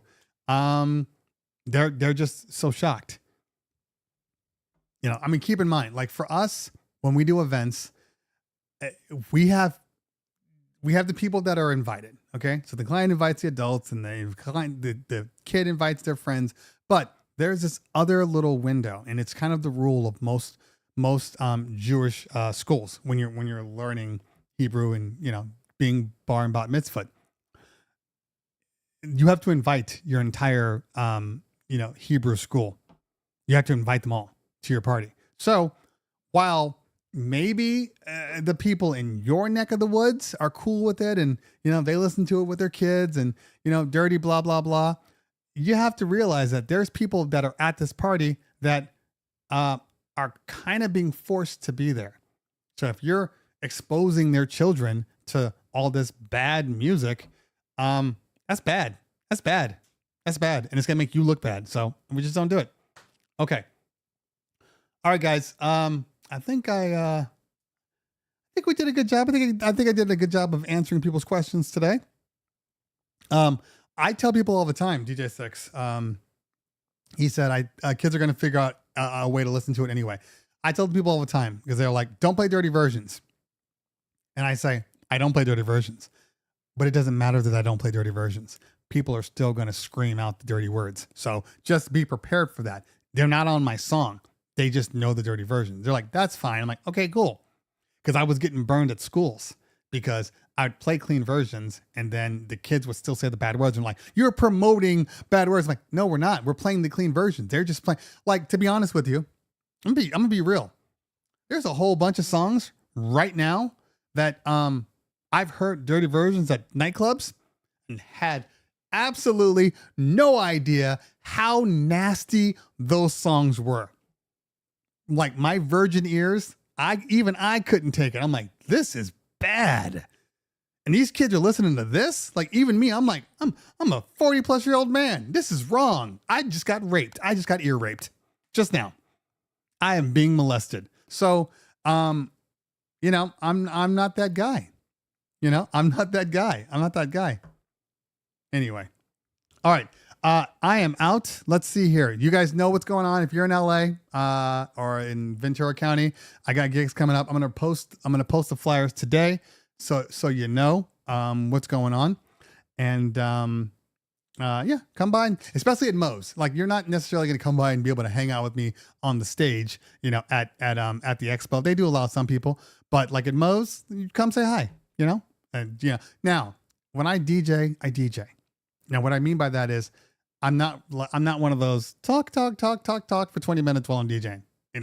I give people, 3 to 5 and then I'm back to work. I love DJing.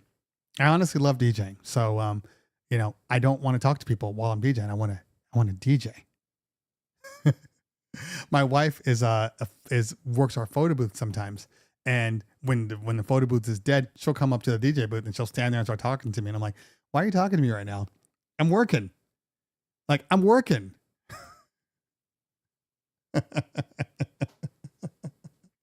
Yeah. But if you're there, come say hi, buy me a drink. Don't throw an axe at me. I'm sorry if I told you, one piece of gear was good and you didn't like it, and don't throw an axe at me, please. All right, guys, before you leave here, guys and girls, I don't know what our numbers are right now. I always like to see what our numbers are when we end the show. So let's take a look here. Okay.